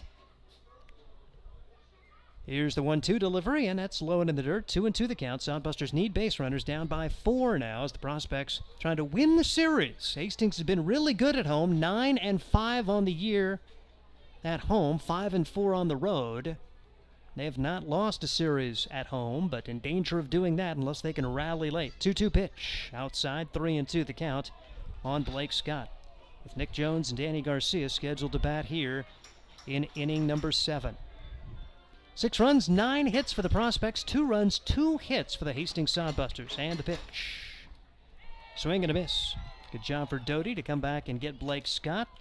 Strikes out the first man he faces, and that will bring to the plate Nick Jones. Yeah, we talked about the lack of hits in last night's game, and again, the lack of hits for the Busters in this game. They just need to find some kind of hitting groove and get into it very quickly. Even the inning that they scored, they had only 1 hit, and that was questionable whether that was a hit. Could have been ruled an error. Grounder on the infield, and a third baseman threw high to pull his first baseman off, but they did roll an infield single for Dallin Quigley, and that was part of the 2-run third. That has been it. 1 ball, no strikes, the count on Nick Jones. Couple of flyouts to center. His first 2 times up. Grounds this one to the left side. The third baseman's got it. Throw to first in time. And quickly 2 outs. It looks like, okay, so defensive changes. Ryan David is now at first base. And I believe Tristan Gomez has gone over to third. That looks right. They look totally different. He's big, tall Gomez over there at third. So David did come in the game and move over to first. Yep, so Tristan Gomez, who played rock solid third base yesterday, makes a good throw there. So 2 up, 2 down, and Danny Garcia to the plate. He walked his first time up, stole a couple of bases, and scored a run. Ooh, ouch, he got hit. And so he's aboard for the second time. He struck out his last time up. Sodbusters with a 2-out base runner, needing every opportunity to be cashed here, down by 4 runs with just 7 outs with which to work. In this one, it's 6-2 Prospects on top of the Hastings Sodbusters, and we'll see Dowlin Quigley come to the plate. Quigley 1 for 2 with a run scored. Hastings Sodbusters, the only RBI of the game. A sacrifice fly off the bat of Brett Zimmerman. Still have only 2 hits. Pitch missing for ball 1. 1 ball and no strikes on Dowlin Quigley. Lubbock, Texas, Monterey High School, his home. Played for the Paris Junior College Dragons, which went 39-17 in the spring. 1-0 delivery is on the way. Fouls the pitch back, 1-1 on Dowlin Quigley. Another one of those guys that can play any of the outfield spots. Has been pretty solid out there in left today. Made an assist to throw out a runner at home. He made a nice running grab on the left field line. You fist bumped the whole infield? Yeah. Pretty close. Good sportsmanship. Yeah, it's cool. Runner goes. 1-1 pitch, foul back. Sodbusters trying to get the offense going. A little hit and run action. And Garcia will have to retreat back to first. Sodbusters down by 4. Bottom half the 7th inning. That run would be big if Hastings could find a way to get Garcia home. Trying to take advantage of every base runner you can, but because there just hasn't been many opportunities. Sodbusters stranded only 3 in the game, so they just haven't had many chances. Only 5 last night. 1-2 pitch on the way. Quigley watches it go by. High for ball 2. 2-2 the count on Quigley. The Busters had stolen bases at 4 in the 3rd inning. Very running, aggressive team, but weren't able to only come up with 1 run. Quigley 0 for 4 in the series opener with a couple of runs scored. Did score a run yesterday. Went 0 for 1. He went 2 for 8 when these two teams met in the first series. Runner goes again. Pitch taken outside. The gun to second base. And safe at second. Stolen base for Danny Garcia. His 3rd of the game, and now he's in scoring position with a 3-2 count to Dowlin Quigley. The Sodbusters down by 4 runs at 6-2, bottom of the 7th. Yeah, he got right underneath. The throw wasn't bad, but he was already sliding in there and got underneath it. That was a good slide and nice jump. And Dowlin Quigley trying to bring him home now. Just sneak one through the infield, and you can get yourself an RBI. 3-2 the count, 2 outs, 6-2 the score, bottom of the 7th here at Duncan Field. The pitch called strike 3, and the Sodbusters are gone here in the 7th inning. No runs, no hits, and 1 man left. And we have played 7 complete at Duncan Field. Josh Salmon will have it for you when we come back. It's the Nebraska Prospects 6 and Hastings 2, and this is Nebraska Realty is a homegrown company that is deeply invested in the communities it serves. They are the largest independent real estate brokerage in the state with over 950 agents serving communities all across Nebraska. Nebraska Realty operates on the same principles and values as the people of this state: honesty, hard work, community, and people. They recently opened an office in Hastings and are excited to be part of the community and do their part in helping it thrive. See what Nebraska Realty can do for you at nebraskarealty.com. Get the latest in news, sports, and local interest stories with the Hastings Tribune. The Tribune's award-winning staff provides you with the best in local content, from the news you need to amazing photographic moments to the latest in Sodbuster baseball news. Check out the classifieds, browse the business directory, and more. The Hastings Tribune, always a good read. Pick up the latest issue or subscribe today. Both print and e-editions are available. HastingsTribune.com. The Hastings Tribune, a proud sponsor of Sodbuster Baseball. We head to the 8th inning. Sodbusters trail at 6-2. Jeremy Snyder making his 2022 debut, his 3rd year with the Sodbusters. Last year, he made 11 appearances, started 8 games through 49 and a 3rd innings, and went 1 and 4. And good to see Jeremy Snyder get an opportunity. Bad news is Sodbusters going to need to hold him here and rally for 4 in the final 2 at-bats. And to take you through the final 2, here's Josh Salmon. All right, thank you, Steve. Jeremy Snyder from western Missouri State. Lovell, Wyoming is where he's from, and as you mentioned, 3rd year with the Busters. We heard we weren't going to see him till July, but they must have moved up the timetable on that one, and happy to see him out there. Let's see if he can get a 1-2-3 here. It's going to face Colin Lynham to lead things off. For the Prospects, are up 6-2. First pitch swinging, fouled straight back, strike one. So Lynam on the day today is 1 of 4. 2 RBIs, though, has scored a run also. Currently batting .422. These Lynam boys are good baseball players. The 0-1 coming up from Jeremy Schneider. Ooh, that's good movement on that one. Ball and a strike. Excuse me, 2 strikes. 0-2. Tristan Gomez due up next. Prospects able to put 3 up on the first and added on to that with 1 in the 6th and 2 in the 7th, and that one almost hit him. So a little a little excuse me pitch there. Jeremy Schneider. We don't know how long it's been since he's pitched. He joined the team just recently. That one almost hit him in the legs, so. Long enough that he hasn't even got the official Hastings Sodbusters stockings. Wow, you're right. Different socks for him. Yep. Pitch coming up here, 2-2. Hit to right field. Should be easy play, and it is for Duddleston, and there's one down. It's a good start for Snyder. Nice to see him back in a Sodbuster uniform, and could be a key member of this Sodbuster team during the second half run. Brings up Tristan Gomez. Start a game over at third base, or first base, moved over to third base. Gomez 0 for 4 on the day. Left-handed batter.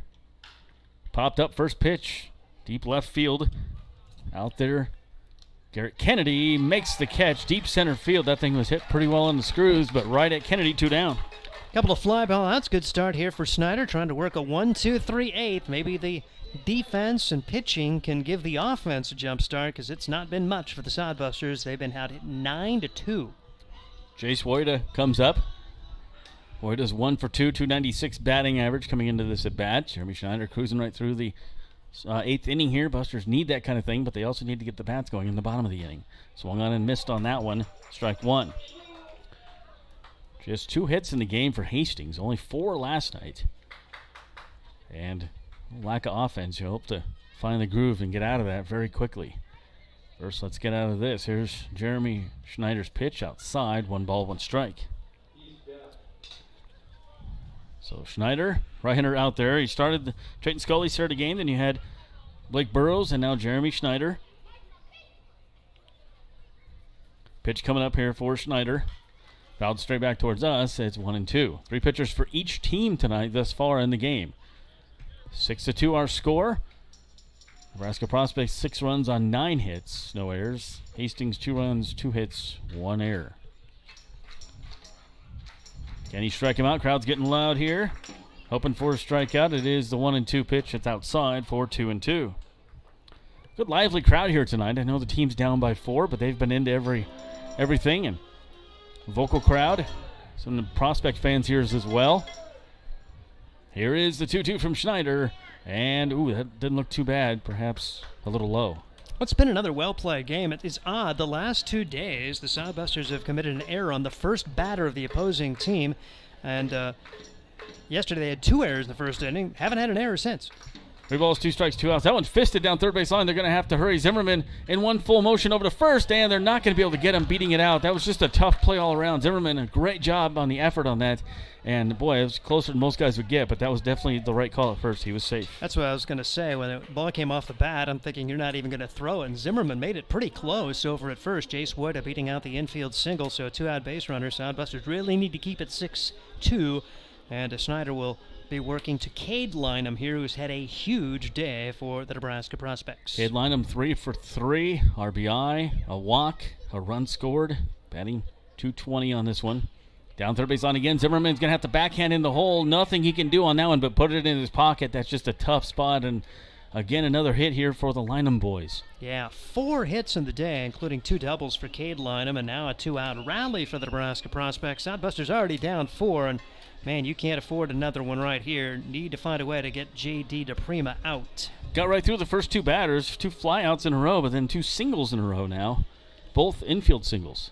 New batter coming up there, as we get a look at Jackson Meyer instead of J.D. DePrima. All right, so Meyer, one of the catchers on this roster, will come up and bat. So Jackson, we saw him in last night's game. DePrima's night is done. He was 0 for 3. Excuse me, 0 for 2. He was on base twice. Swung on and missed. What did Jackson, Jackson Meyer, what he did last night? He's 303 on the year coming into today, as he is going to be batting in that left-handed spot. And for Jackson Meyer, he has knocked in 2 for the year. All right. No balls, 1 strike pitch coming up here to Jackson Meyer. Went 0 for 4 in the series opener, and Jackson Meyer actually went 0 for 4 yesterday in his only appearance of the series. He did have a walk and a strikeout yesterday. Down in the count now, 0-2. Definitely need a strikeout here from Schneider with 2 on. 6-2 is our score. Top of the 8th. Jeremy Schneider in a little bit of a predicament. Trying to get through the 8th. And that one inside. He goes to 1-2. Yeah, I wonder how long the leash is. Like you mentioned, how long has it been since he's pitched? And if he will have just a set pitch count, 15 pitches thrown so far, able to get a couple of flyouts, but then an infield single, pair of infield singles, in fact, and now 1-2 the count here on Jackson Meyer. That's a new sign from his catcher, Nick Jones. Checks his runners, second and first. That one fouled off, and we'll do it again here at 1-2, as that one does go into the crowd. Souvenir there is a... don't take out the person in the wheelchair. Man, those kids are they're vicious for the ball. Had the ball bounce right through a guy with a wheelchair, and thankfully kids were they didn't tackle him or anything. And that guy's got the life. Getting pushed, he's got ice cream. That's pretty cool. Got a baseball, didn't have to do anything for it. Yep. He should have got the ball. Need to see him out at the ballpark tonight. What a great day for baseball. Here's the 1-2, and that one gets away from the catcher. Runner's able to advance. That was just a very wild pitch, a very high throw from Jeremy Schneider. So Wada and Lynham advancing, and this pitch becomes a little bit bigger now at 2-2. Sodbusters already down by 4. Need to find a way to shut it down right here, because it's going to be tough enough down by 4 with just 6 outs remaining in this opportunity for the Hastings Sodbusters. Yeah, Sodbusters haven't walked it off in a while, so maybe we're going to have to do that tonight. First, got to get through the 8th here. 2 on, 2 hits, up by 4 here. 6-2 prospects. Pitch to Meyer coming up here. And that one is going to be low, goes to 3-2. So the drama builds here. 3 balls, 2 strikes, 2 outs, 2 on. Prospects trying to add to their lead, cushion their lead by 4. Jeremy Schneider trying to get out of a predicament. Right through the first 2 batters and came up 2 singles. Those guys advanced over to second and third on a wild pitch. Here is the 3-2 payoff pitch, and misses for ball 4. Didn't miss by much, and Schneider wondered where that one was. So now bases are loaded, and Schneider's not having a bad outing. The 2 singles were infield singles, and worked it full to Meyer, and now a huge at-bat coming for Ryan David, who came in to bat last inning, and Sodbusters trying to find a way to survive this inning, still down by 4. Ryan David 0 for 1 officially on the night. Just came in last inning to pinch hit. Base is loaded here for the prospects, and that one way outside. Nice job by Nick Jones to save a run there. The backhand grab by the catcher. So Schneider still having a little bit of problem finding the strike zone here. 2 singles and a walk. That's how your runners are on. It's Wada, Lynham, and Meyer. That one in the 5-5 hole. Stopped by third baseman Zimmerman, and an overthrow at second. That's just not what you want to do there, and that allows another run. It was a great play to stop the ball, but probably one of those ones you should have just put in your pocket. Perhaps another infield single. That will allow 1 run to score, but then a second run scores on a throwing error, and it's really getting away as prospects with 2 more runs on the board to lead it 8-2. You jinxed it. You said they hadn't had an error since the first batter, and then they got one. Yep. Not your fault. 2 runs, 2 hits, and 2 errors. The Busters. Last night they had more errors than they had runs, and that's not a good thing either. So it's now 8-2. The cut is a little deeper now for the Sodbusters. High chopper, shortstop. Aaron Harper grabs it, runs over, tags the bag, and stops the bleeding here in the 8th inning on the ground out by Trey Mungeon. But Busters got some work to do. They are down by 6. It's 8-2 here at Duncan Field. This is Sodbuster Baseball. We appreciate you tuning in.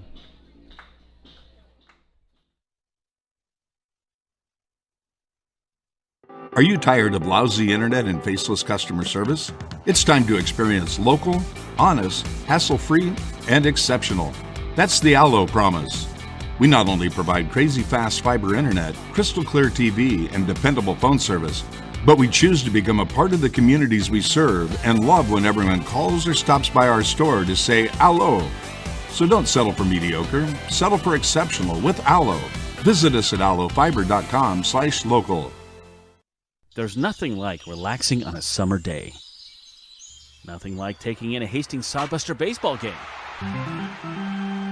And there's nothing like an ice-cold Pepsi to make the day perfect. Pepsi Cola of Hastings wants to make your nothing like be the best day it can be, whatever the occasion. Enjoy your favorite refreshing Pepsi product throughout the Sodbuster season and make your nothing like memories. Pepsi Cola of Hastings, a proud sponsor of Hastings Sodbuster Baseball.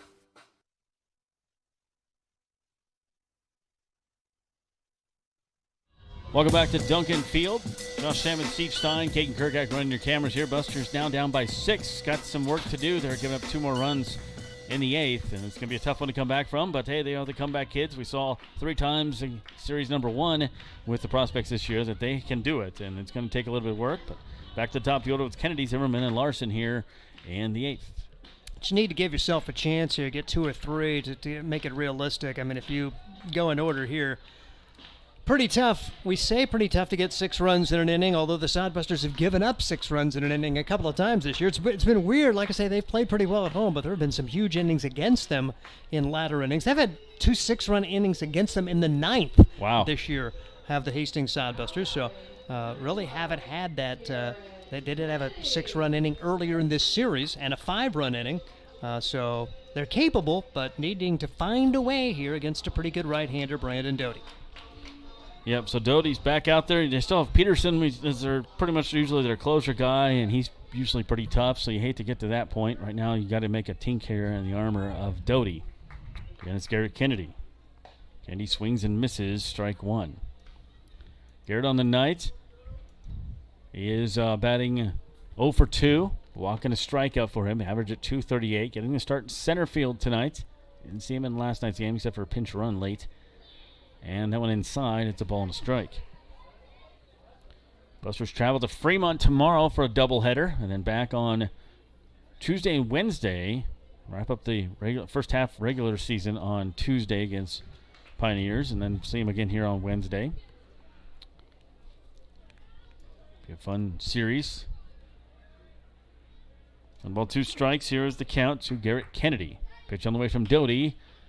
Pop up. Shallow left center field. Who's going to get it? Nobody gets it. Center fielder and shortstop didn't have communication there. Getzman and Mungin, I got it, you got it, and it fell. Put a hit there for Garrett Kennedy. Solid single to center. Look into the book. There you go. Every bit helps when you're down 8-2 and only had 2 hits in the game, and we'll take it. Garrett Kennedy now aboard, and Sodbusters need to make him pay for that little miscommunication there. Need a huge inning right here. Keep the line of moving, as the Kansas City Royals used to say during their World Championship years. Let's do that here with Brett Zimmerman. Zimmerman looking for his first hit of the night. He's only got 1 hit in the series. That came on the Friday night game. He had 1 hit, nothing last night. Did knock in 3 of that series opener and scored a couple of times. Has an RBI today, the only RBI for the Sodbusters with that sacrifice fly in the 3rd. Down on the count, 0-1 here. Kennedy stands on first. He goes. Throw down to second, and he is going to be safe. The ball bounces into center field. I like the aggressive. You're down by 4. You got to make things happen, and they steal another base. I have 6 stolen bases for the Busters tonight. Yep, and new catcher back there, so Jackson Meyer kind of testing him now. I recall Meyer's been really good. Yeah, so, he's got a good arm. But Sodbusters just trying to play their game, get their running attack going. The offense has been non-existent the last couple of days, so why not down by 6 here in the 8th. Brett Zimmerman could change that. The pitch is outside. It's 2-1. Zimmerman looking to get another hit. As I mentioned, he's 0 for 3, just only 1 hit in this series. And one of the hot bats coming into this series, trying to find his groove right here. You got Zimmerman, Larson, Harper doing up. Like to get some runs this inning, you got to at least get something on the board. That one way inside, and he goes to 3-1. Need base runners, so not important really that you get a hit right here. Just get on and try to mount a big inning. Sodbusters had a few big innings on Friday, but really nothing since. They're losing 4-1 yesterday and down 8-2 today. Busters have Manny Herrera warming up in the bullpen. 5-pitch walk to Brett Zimmerman, so first and second, nobody out for Larson, Harper, and Duddleston. So nice walk there given up by Doty, and we Buster fans like that one. And for Doty, that is the first walk he has given up. Did hit a batter. And brings up Brandon Larson for the Busters. Larson 0 for 2 tonight. .333 batting average. Does have a walk. 2 on here for the Busters. No outs in the 8th. Trail 8-2. First pitch misses for a ball. See Trevor Varley make a walk out to visit with Brandon Doty. Doty did have control issues when these two teams met earlier in the year. He was virtually unhittable, but he walked 4 and struck out 1. He was the starting pitcher, and the Sodbusters would rally from behind and win that series opener 2-1, but Doty did not figure in the decision going those first 2 innings with no runs allowed. There's a right-hander warming up for the Prospects in their bullpen, so you got to wonder what's going on here, and I'm not sure if it's Peterson, but we saw him last night. So Brandon Larson here, chance to do some damage. Busters only scored the 2 runs, did both of those back in the 3rd. Just need some bodies on the bases. Only 3 hits in the game. And that one getting the call on the outside corner for a strike. 1 ball, 1 strike here to Brandon Larson. Garrett Kennedy singled and stole second. That's where he's at right now. Brett Zimmerman walked a moment ago. 2 on here, no outs for the Busters. We trail 8-2 in the 8th. Stepping off, wanting a new sign there is Doty. Brennan Doty. Quite a few Prospect fans here to first base side. That one inside. 2 balls and a strike. Earlier when I was doing promotion stuff on the field there, I was trying to get the first base side to yell Dallin and the third base side yelling Quigley, and I wondered why they weren't yelling Gallon too much in the first base side, because there's a lot of Prospect fans over there. The 2-1 and misses for 3-1. So Brandon Larson heading the counts. Busters will definitely take bases loaded for Aaron Harper. May get that. Doty, 3-1 count, 2 on here for the Busters. No outs, crowd making some noise. And that pitch misses for ball 4, just a little low. Great at bat here for Brandon Larson. Not swinging anything bad. And that's, that's a young guy still learning college baseball. Very good at bat for him. Double-barreled right-handed action right now for the Nebraska Prospects. It appears to be Dane Toman and Jackson Shelburne both warming up. And, man, how big are those 2 insurance runs looking at the top of the inning? Sodbusters, instead of down 6-2, down 8-2, but can put a major dent in that with bases loaded, nobody out. Aaron Harper comes up, Captain Clutch. Let's see if he can continue that nickname. 329 batting average. First pitch is outside for a ball. So 3 consecutive batters have reached base against Doty this inning. Oh, single and 2 walks. Kennedy, Zimmerman, Larson from 3rd to 1st, respectively, as your base runners. Pitch on the way, and in there for a strike. 1 ball, 1 strike. Sawyer Duddleston do it next. Busters, definitely, like you said, Steve, need to get something in this inning. Got to get some runs in somehow, one way or the other. And that one low. Doty falling behind 2-1 here. 2 up in the bullpen for the Prospects, and at least 1, if not 2, for the Sodbusters. A couple guys standing over there. And that one inside, and another good at bat here, 3-1. So he took it to 3-1 to Brandon Larson before he walked him. Now 3-1 here to Harper. Aaron looking for something. If he can get something in the power alleys, a couple runs will score here. Kennedy and Zimmerman run pretty well. Larson not bad. That one popped up foul, 3rd base side, and it will go out of play. Goes to 3-2. Just a lazy pop fly there. And the Kids races on for the ball. 34 pitches thrown. He threw 15 last inning, so 19 pitches thrown here in the 8th inning, and no outs recorded. 6th pitch coming up at this at-bat. Here is the pitch. That one hits into left field. That'll at least score 1. And they're going to stop him at 3rd with smartly because the play was shallow and the left fielder was on top of it. But Busters do get 1. Aaron Harper gets the single RBI, and now it is a 8-3 Prospect lead.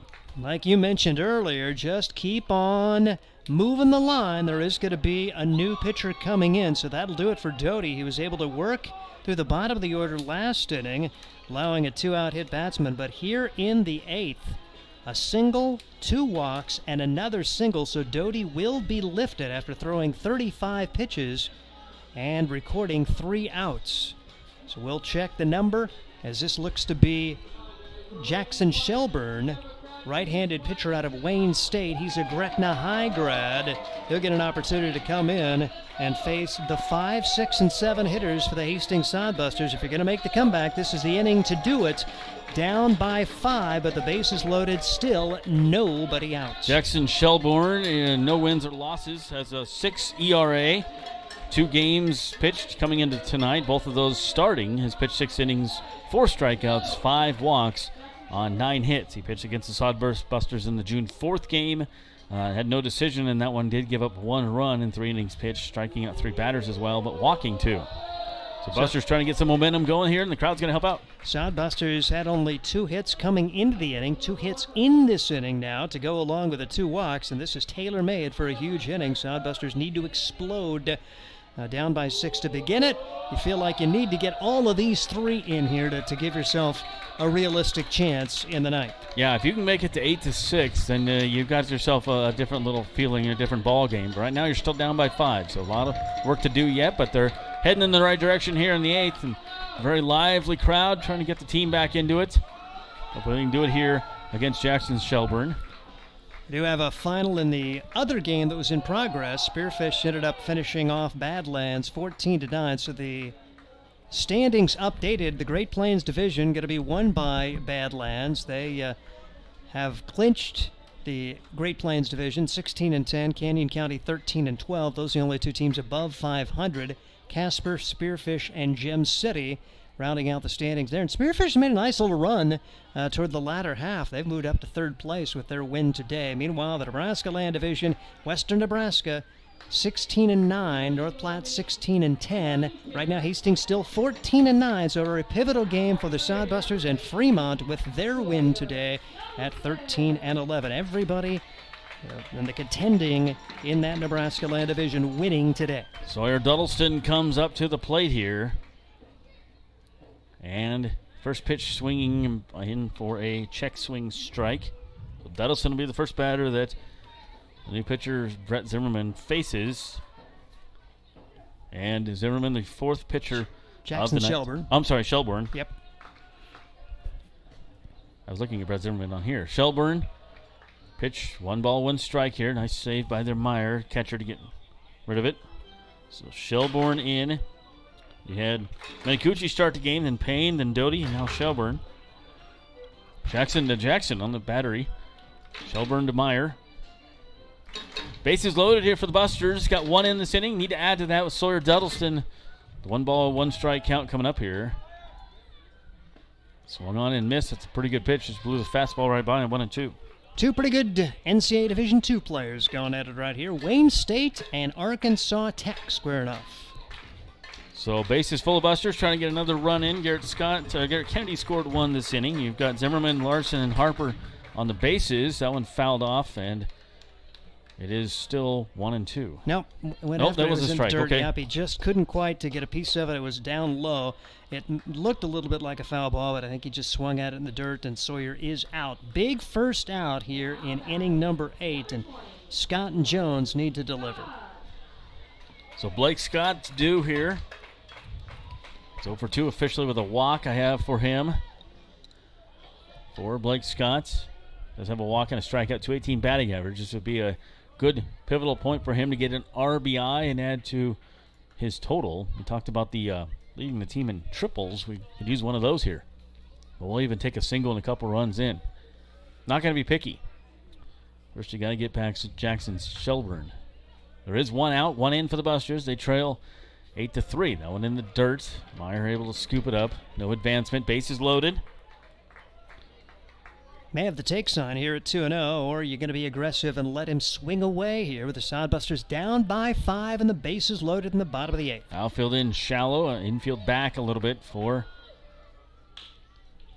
Blake Scott. That went down the line and just foul. That would have been great fair ball down the line. But it just curved off there and went foul. So, each team has won one game in this series, with the Busters winning on Friday night and the Prospects winning last night. And right now, Prospects leading here, bottom of the 8th, 8-3. Blake Scott trying to do some damage. He's got a chance. Base is loaded here. We've talked about you need base runners. Now you got to capitalize on it. That one is fouled off, and it goes to 2-2. So we have action in the bullpen for the Sodbusters. Manny Herrera still warming up, but looks like he could come in next inning very easily. Jackson Shelburne facing his second batter of the inning here for the Prospects. 2 balls, 2-strike pitch coming up. And that one inside. The slider misses. 3-2. Ooh, that was pretty close. When it started, it came out of his hands. I thought it was going to be way high. It had a lot of movement there. And now 3-2. Big moment in this game. Yeah, that was a late breaker, but it didn't look too bad. 3-2 coming up here from Shelburne, and right back up the middle. That's going to loop in for a base hit. That'll score at least 1 run, and they're going to keep the bases loaded as the center fielder got it in quickly, Getzman. So nickel and diamond, it all works the same. Buster with another run, and now it is 8-4 with the Prospects lead and still only 1 out. And like I say, when you entered this inning, if you told me you have a chance to get the tying run to the plate, I'd have said that's a win. And now you want to get greedy and get a few more of these runs in. Still only 1 man out. And Scott comes through with an RBI single after Aaron Harper had a bases-loaded single. Nick Jones, big spot here. He's 0 for 3. Chance to do the exact same thing, just a little looper in the outfield like that, and a run could score easily. Nice stop by Meyer to save a run.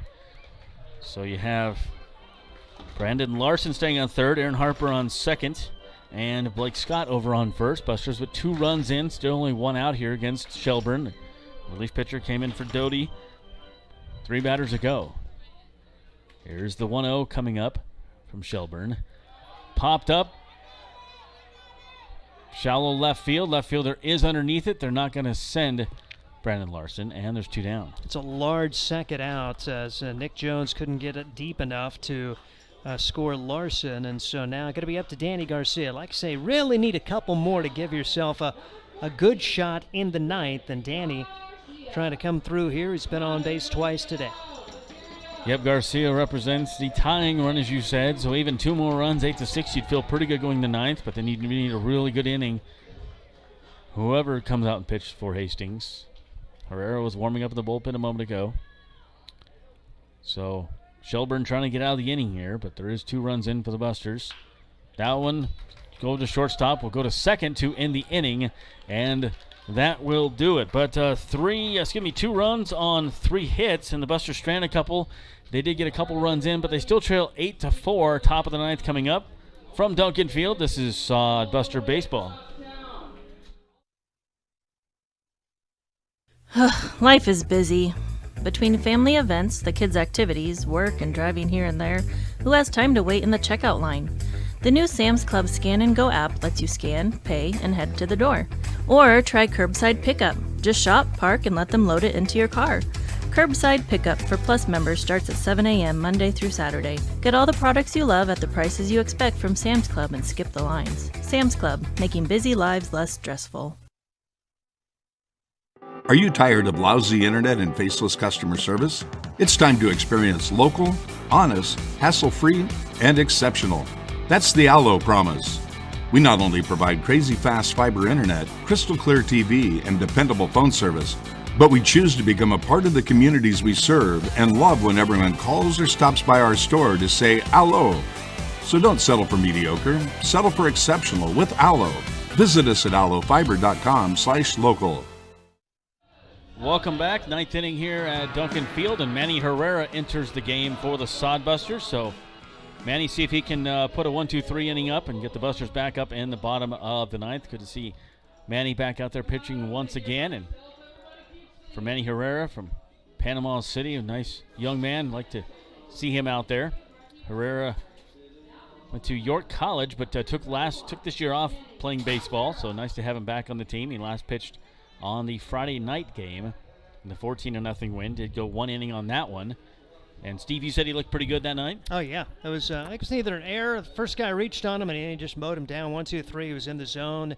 Last year, control was an issue sometimes, and he really looked good in the zone and was really solid. And I know Luke Bay, very impressed with what Manny Herrera did, said he's going to be on the mound more, and here he is. Good opportunity to get him an inning. Hopefully can put a 0 up there and give the Sodbusters at least a chance in the bottom of the ninth. Well, his 5th appearance, no wins or losses, 4.15 ERA. And he's pitched a 4 and 1/3 innings, striking out 4 batters, walking 2, giving up 6 hits. So let's do the 1, 2, 3 here, Manny, if you can. He is going to see back to the top of the order here for the prospects. Yeah, hadn't pitched at home at all, and then had that opportunity to come in on the home field. Actually, did he pitch in the afternoon game that you called? He may have had one game then on the home field. I couldn't remember, but first time I'd seen him this year, and I thought he looked really good. Yeah, the Badland Big Six game on June 14th. Yeah, he did pitch in that game one. that I missed. He pitched at home, but that was just his second home appearance of the year, and so neat to see Manny come out there and probably his best outing of the year. I think if I remember right, he just faced the one batter to get him out of the inning, I believe. Okay. So it'll be Getzman. 3 hits for this guy tonight. I'd like to keep him off the base path.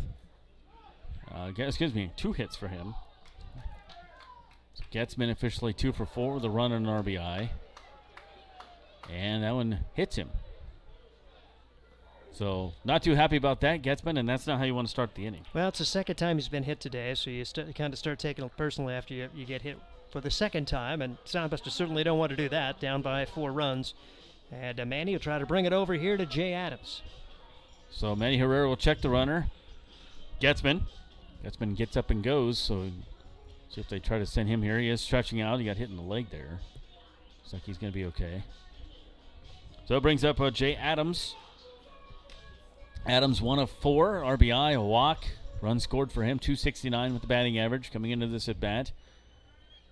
Manny Herrera has only thrown 1 pitch and hit the batter. Good lead over there for Getzman at first. 8-4 our score. It is the top of the 9th. Buskers really could use a 1-2-3 inning, and that's a good pitch there from Manny Herrera. Strike 1 to Jay Adams. So Getzman leads off at first base after being hit. He has only stolen 2 bases this season. Not stealing, not at all. Good lead for him. And that pitch goes a little inside the batter duck, but he really didn't need to. It's 1 ball, 1 strike. That's some good movement on it there. Manny didn't pitch in college this past year, so hopefully kept his arm going and working out some things earlier in the year. He's happy to come back and play for the Sodbusters. He said he loves it here. Runner goes on the pitch. That went in the dirt. Yeah, really no chance for Nick Jones. He just tried to keep it in front there. And a good pitch to go on for Getzman, who's now in scoring position with nobody out. Chance for this Nebraska Prospects team to get a run right back after they gave up 2 in the 8th. All right, Luke Bay came jogging out of the dugout to talk to Manny real quick. And Manny doesn't speak the best English, but he understands people really good, and he loves to talk and visit with everybody. And so Luke Bay just knows how to talk to everybody, knows the right things to say, so hopefully he can just say what he needs to here to Manny Herrera. And Nick Jones gives him a little pat on the back. So runner on second base here, 2 balls and a strike to the batter, Jay Adams. Prospects up 8-4. 3 runs in the first, 1 in the 6th, 2 in the 7th, 2 in the 8th. Pitch on the way. That went down third base. Zimmerman right between his wickets. Wow. 9 times out of 10 he's going to get that one. Of course, this is the other time. Zimmerman having a hard time with that one. I think he just took his focus off of that and wanted to get the out so bad that he wasn't preparing to get the ball first. So tough start to the inning. A hit batsman, stolen base, and now an error. The 3rd of the game for the Sodbusters. And 1st and 2nd, nobody out with the 2, 3, and 4 hitters coming up. 3, 4, and 5. Sorry. Coming into this series, Busters' defense was outstanding, but they've really had some costly errors, and most of those coming early in the games. So now comes up Colin Lynham. And first pitch is outside to Lynham. Lynham is 1 of 5 tonight. 2 RBIs, still batting .415, even though he's only 1 for 5. And you say, oh, that's a high batting average. Well, he's hit 60 at bats, so that's a really good batting average. 2 on here, no outs for the Prospects. That one down third base line. Zimmerman gets it, tags the runner, not able to do anything else, but he does dive for the ball, able to tag the runner. Getzman running to third base, and still 2 on, but 1 out. Talk about a bounce-back play for Brett Zimmerman. And, baseball, you just got to have to put the last play behind you. Zimmerman certainly did that. A great play to make the stop, and then smartly getting the lead runner. No chance of the double play, so first and second, 1 out now. So brings up Tristan Gomez. Gomez 0 for 5, 224 batting average. Manny Herrera like to get some kind of double play here with runners on first and second. His team still trails by 4. Left a couple runners on. Did get a couple in, though, in the bottom of the 8th. But Busters definitely need outs here to get one more chance at bat in this one.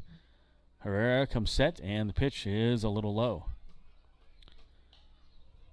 So Herrera, I'll have to get him for one of the spotlights sometime. Loves to talk baseball, and he's always smiling. One of his best friends is Trayton Scully. He can't talk enough about Trayton. Pitch way upstairs. Nick Jones about jumped out of his cleats to catch that one. 3 balls and no strikes. It's 2 on here. 1 out for the Prospects. Tristan Gomez. Herrera checks his runners. Pitch coming in, and it is a strike. Very delay call. 12 hits in the game here for the Prospects. They left 12 on last night and 11 hits. Still scored those 4 runs. That one foul off on the first base side. 13 stranded runners for the Prospects today. So wow. 8 runs and 13 stranded. I mean, you hate being down 8-4, but it could be worse. Yeah, definitely. So Herrera now up in the count 3-2. Or excuse me, behind the count 3-2. 1 out, though. Could really use a double play here. Ground ball, something that went in the dirt, and instead it's ball 4 and a walk. So now the bases are loaded full of prospects here. Luke Bay just likes to stay with his righty. Nobody warming right now. Manny was playing catch with another pitcher earlier, so I thought maybe he was going to stay there and warm up, but he didn't. So that brings up Jace Woida. Swung on and missed. Manny said, here's the fastball. He's got a great fastball. You saw it right there, 0-1. And you're also in a situation, you're already down 4. Do you want to blow another pitcher with a doubleheader at Fremont? And there's not many off days here coming up for the July 4th weekend. Yep, I understand the decision. And that went in there for a strike, too. So Manny's throwing 2 fastballs, and here they are. And Woida says, wow, he's got some good heat on those. Bases loaded here for the Prospects. 1 out, 0-2 pitch coming up from Manny Herrera to Jace Woida. Woida 2 of 3. And it's a ball. Jace Woida, Lincoln, Nebraska, is the DH tonight. Herrera gets a sign from Nick Jones. The righty comes set and delivers. Swung on and missed. Made him look bad, that one. This time he went off-speed pitch after the 2 fastballs. Woida was thinking fastball all the way, and 2 outs. A large second out there, keeping the bases loaded and a chance to get out of this with no damage done and at least give the Sodbusters a fighting chance heading into the bottom of the 9th. I like the pitch call there.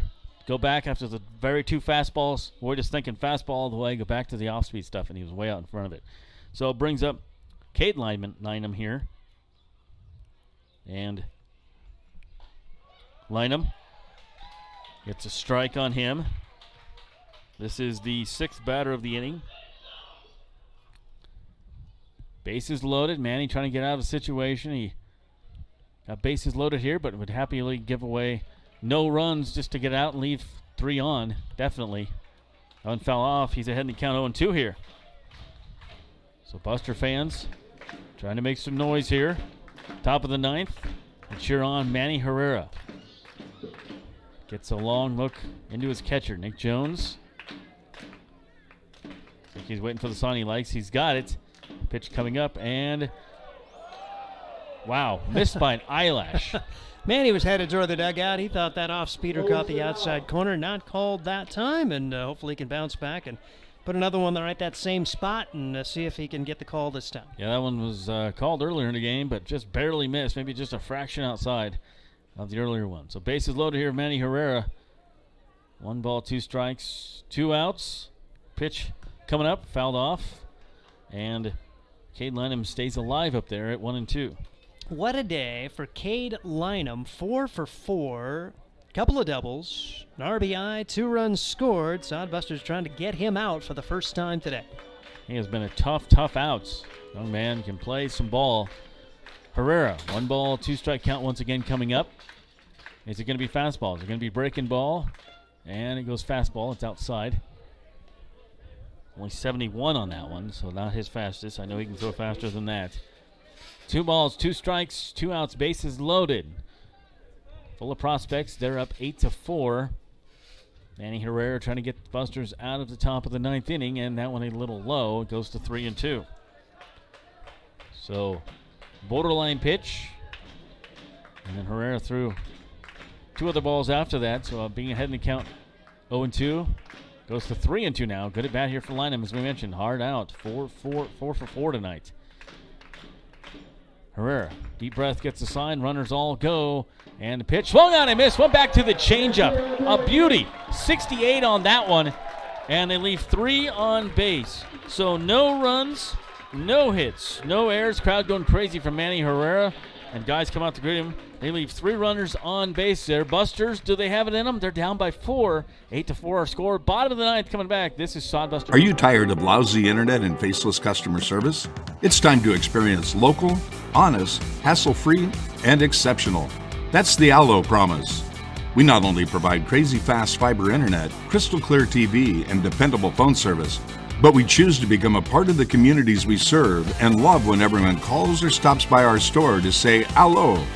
So don't settle for mediocre, settle for exceptional with Allo.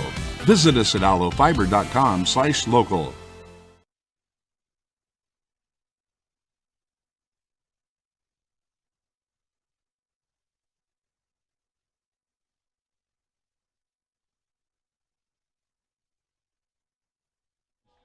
Go ahead. Oh, the dugout's doing a little dance here. See if they can get a rally going themselves.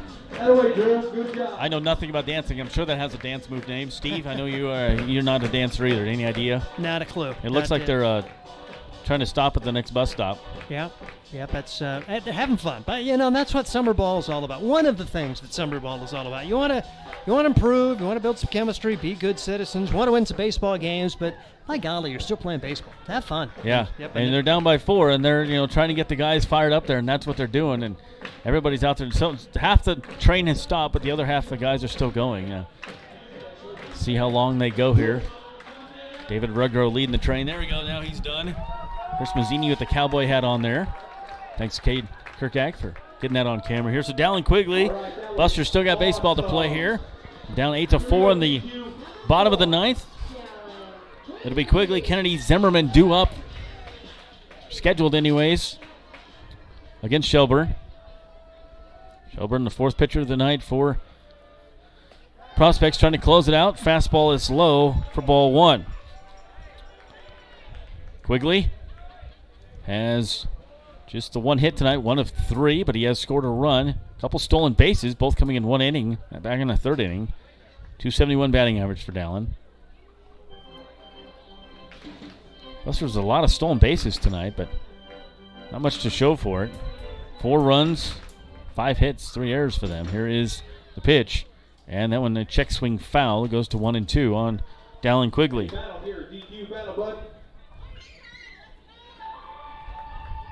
Outfield very, very shallow for the speedy Quigley. Infield playing back. You just smack something up the middle. Bunt down the third base line, maybe? I don't think they'd have a chance at him. That one misses for a ball. Gomes playing very far back off the bag at third, so if he could drop something down, I know it's tough with 2 strikes to bunt one, but he doesn't bunt very often. And that one called strike 3 on the outside corner. Dallin didn't like it at all, and he strikes out again tonight. And there's 1 down. Big first out. Sodbusters had that huge chance in the 8th when they had their first 4 reach and still able to manage only 2 runs in that. You felt like you needed a few more to give yourself a realistic chance. Not say it's not going to happen, but now it gets a little tougher. So Garrett Kennedy comes up. Kennedy had a hit back in the 8th to start that little rally to get a couple runs in. He scored the first of the 2 runs. Busters down to the last 2 outs and swung on and fouled that one off. A strike. Shelburne, 4th pitcher of the day, coming in for his 2nd inning of work officially. That one outside. It's 1 ball and 1 strike here to Garrett Kennedy. Busters trying to stage some kind of rally. Just not many guys left on base. It just didn't get many hits. 8th inning, they had more hits in that inning than they had the entire game up to that point. With 3. 5 total. Pitch coming in. That one right down Burlington. Not sure what he's looking for. 1 ball, 2 strikes. Give Jackson Shelburne a lot of credit. He came in after the first 4 had reached, got a strikeout, RBI single, flyout, and a fielder's choice to really minimize the damage with his first inning. Ooh, that one about took his head off, buzzing the tower there. Wow. And Garrett Kennedy can check his life insurance policy. Quick actions there for Garrett Kennedy. Goes to 2-2. And gets away from Shelburne. Here is the 2-2 offering. One upstairs, goes to 3-2. 76 miles an hour on that one. 3 balls, 2 strikes, 1 out. Jackson Shelburne's pitch. Hit to left center field. It's going to hang up there a while. Running back is the center fielder. Left fielder, nobody can get it. Center fielder gives up for it. Going all the way, thinking 3. Going to come in, sliding at third base. It's a triple. Nice job there by Garrett Kennedy. He can flat fly. And we saw that right there. Center fielder just lost it, I think, in the lights. And, boy, by the time he got it in, he was thinking 3 all the way. That's a great hit for Garrett Kennedy. Yeah, really no chance for Getzman. I thought he played it pretty well, just couldn't get there. I mean, that was a rocket. And how about Kennedy's afterburners? I thought, down by 4, he's not going to risk it, but he never hesitated and was easily into third base, and that brings the crowd to their feet. Need a little more offense. Keep it rolling. Keep the line moving. Brett Zimmerman comes up. The triple is the first one as a sodbuster for Garrett Kennedy. Couldn't come at a better time. First pitch in there for a strike to Brett Zimmerman. Yeah, it could have come at a better time. Could have come with the bases loaded last inning. That would have been cool, but, this is... we'll take it. Hey, anytime you get a chance, we'll take that. So... strike 2 here to Zimmerman. It's kind of a tough night for him at the game, at the office, if you will. Zimmerman, 0 for 2, but he does have an RBI, a walk, and a strikeout. And that one outside. It goes to 1 ball and 2 strikes. Also scored a run. He was the second run to score last inning. Sodbusters down by 4, bottom of the 9th. Got a triple a moment ago. A little drama for you here in the 9th inning is trying to get it through Jackson Shelburne, who's pitching really good for the Prospects, but he's having a little bit of problem here with this at-bat. So it goes to 3 balls and 2 strikes. He got to 3-2 for Kennedy and had to throw him something to hit, and boy, he hit that thing in the power alley between left and center. He stands on third base. 8-4 our score. Prospects with the lead. Here's the 2-2 offering. Swung on and missed, and strikes out Brett Zimmerman, and there's 2 down. So a pair of Ks for Shelburne's done a nice job since coming in, and that triple really would mean nothing if he just goes ahead and gets out Zimmerman, and now Larson, last chance, last hope for the Sodbusters, trying to keep it going. 10 strikeouts for the Sodbusters batting tonight, and I know Luke Bay's not going to be happy about that. Nobody would be. Brandon Larson comes up, looking for his first hit of the night, 0 for 2, but he's walked twice. Swung on and missed, and the breaking ball is very tough to hit there from Shelburne. So runner 90 feet away, but Busters down trail by 4. That's a chopper to second base. First baseman comes up with over to first, and they do get him out on the ground out, and Busters lose this one 8-4. So 8 runs for the Nebraska Prospects. They win the series as well, 12 hits and no errors for them. Hastings has 4 runs. They have 6 hits and 3 errors in the game. We'll take a quick break and come back and look at some numbers and join manager Luke Bay. This is Sodbuster Baseball. Are you tired of lousy internet and faceless customer service? It's time to experience local, honest, hassle-free, and exceptional. That's the Allo promise. We not only provide crazy fast fiber internet, crystal clear TV, and dependable phone service, but we choose to become a part of the communities we serve and love when everyone calls or stops by our store to say "Allo." So don't settle for mediocre, settle for exceptional with Allo. Visit us at allofiber.com/local.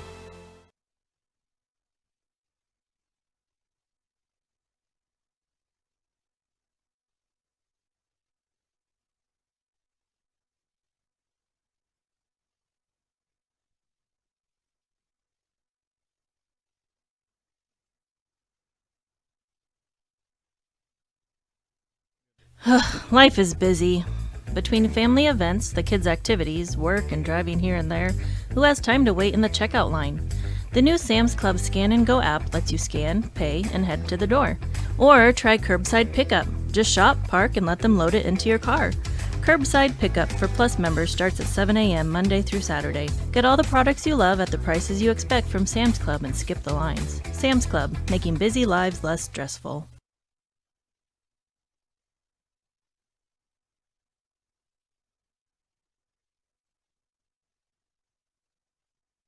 Welcome back to Sodbuster Baseball. Josh Salmon, Steve Stein. Just a tough Prospects team. You know, after that 14-0 win on Friday, you knew it wasn't going to be easy. And boy, from there on, they have pretty much dominated the last two games of the series. Just, you know, outstanding pitching. And Busters, you know, lack of hits, leaving some people on, not good at bats again in this game, and comes back, and you can't do that against the Prospects. I mean, they did battle back, but they had an early lead, and it was hard deficit. Yeah, Tone said early, Sodbusters committed an error on the first play of the game, then Prospects go triple-double. They got a double later in the inning, put 3 on the board. Give Trayton Scully a lot of credit, survived that first inning when he had bases loaded, 3 runs home, and got out of that with no more runs allowed. Scully worked his way into the 6th inning, but then the add-on runs, just killers. As you saw the Prospects get a run in the 6th inning, 2 in the 7th, 2 in the 8th. The Sodbusters did rally with 2 in the 8th, but just not enough. I'll turn it over to you and the coach, and I'll try to go get a player profile. So have fun, Josh, and we'll keep on keeping on.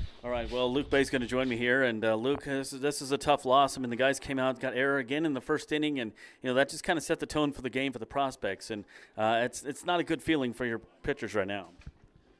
No, I mean, it definitely set the tone. You know, but after that 3 runs in the first inning, Scully, he kept us in it for as long as he did, and he threw up a bunch of zeros in a row, and, you know, we just came out flat offensively again, and we just couldn't get to guys, and our sense of urgency wasn't there from the get-go until the 8th inning. Yeah, the bats, you talked about some at-bats last night, didn't look too good. Tonight, they just, you know, it's just tough pitching out there, and not some great at-bats. Guys tried to get some, you know, some stolen bases. You tried to make thing happen. You did get 1 run there in the 3rd with a couple 4 stolen bases, but left some runners on and just not a whole lot of opportunities till that 8th inning. No, not at all. We didn't have many opportunities, you know, early on where it was just a frustrating game. Yeah. Prospects take the series here, and it's going to be tough with all the other teams in the division to winning tonight to, you know, come back from this and just, you know, to win the division this time around. But I mean, you've got 3 more games coming up, and if they play bad, you never know. But I know you just take it 1 game at a time. And I guess a highlight tonight with Manny Herrera got a little bit of a situation. You walked out and talked to him. What did you say to Manny? You know, he hasn't pitched a whole lot in the last couple of years, and only a couple times this year. What did you say to Manny? I said that you got a really good fastball and that I think you should use it to get ahead before you go to your off-speed stuff. You know, I walked out and he had thrown, I think, 5 pitches, and all 5 of them had been off-speed, and, you know, he's got a good fastball and he's got to trust it. Yeah, he went back to that with Woda. Struck him out on a beautiful changeup, and then got another strikeout later also in that one. But, you know, it was good to see Garrett Kennedy get the triple and let him open up a little bit. Not a whole lot of good things on this game, but, boy, Prospects just came in hitting tonight, and it's a tough one to talk to your guys about. And, you know, they had 8th inning there really was the difference. I mean, more hits in that inning than they had the entire game, a couple walks. You know, Busters did strike out 10 times in the game and didn't leave a whole lot on, but just weren't able to do much offensively. And again, 2 nights in a row, that's kind of tough. Yeah, absolutely. You know, they got a couple infield singles. Jeremy came in and, you know, was throwing the ball well, and he just, you know, infield singles and kind of got unlucky there. And, you know, that's part of this game that's going to happen. And I thought he threw the ball well tonight. You know, it felt like we threw the ball well enough to win the game. I know the scoreboard doesn't reflect that. We didn't play clean defense like we've been accustomed to. I still have all the confidence in our pitching staff, and I still have all the confidence in our lineup too. We scored 12 runs on Monday against a really good team, so we can do it, and it's just our focus has to be in a better spot. And we got to come out with a sense of urgency, and I want us to have energy from the first pitch on, and we didn't have that until the 8th inning. Going to see Fremont tomorrow, travel on the road, and I know you used a couple of pitchers tonight, didn't want to use any more. You did have 4 pitchers in the game, so you head to Fremont and then back here to see the very tough Western Nebraska Pioneers. It doesn't get any easier from here, and you got a few days in a row where you got to play a bunch of baseball, so these guys are going to have to, soak this in tonight. It's going to sting, let you past it, and go play your game in Fremont. Yeah, absolutely. We still got a chance, and it's a challenge. We got a doubleheader tomorrow at Fremont against a really, really good team, and then we got the single game on Tuesday against Western, and it's a challenge, and we gotta rise to that challenge, and we gotta play at our level of baseball, and if we can, then we're gonna be just fine. Very tough division. Luke Bay, I appreciate your time as always, Coach. This is a tough one for you. I know the Prospects take the series 2-0 after losing on Friday night's game. They win the Saturday and Sunday game tonight. The score 8-4. Prospects win it. 8 runs, 11 hits. There was 1 error in the game for them. Hastings 4 runs, 6 hits, and 3 errors. So wrapping up here for Caden Kirkak, for Steve Stein, I'm Josh Salmon. Our next broadcast will be here from Duncan Field on Tuesday when the Pioneers are in town. Tuesday, Wednesday game. We'll have both those for you with our pregame starting right around 6 o'clock. First pitch at 6:35. We'd love to see you out here. The game on Tuesday will wrap up the first half of the regular season, and it could be determining who plays in the playoffs. We'll see what happens between now and then. Busters still have a chance. That division is still wide open. Thanks for tuning in. Again, Prospects win this one 8-4. Have a good night. This is Josh Salmon. Good night.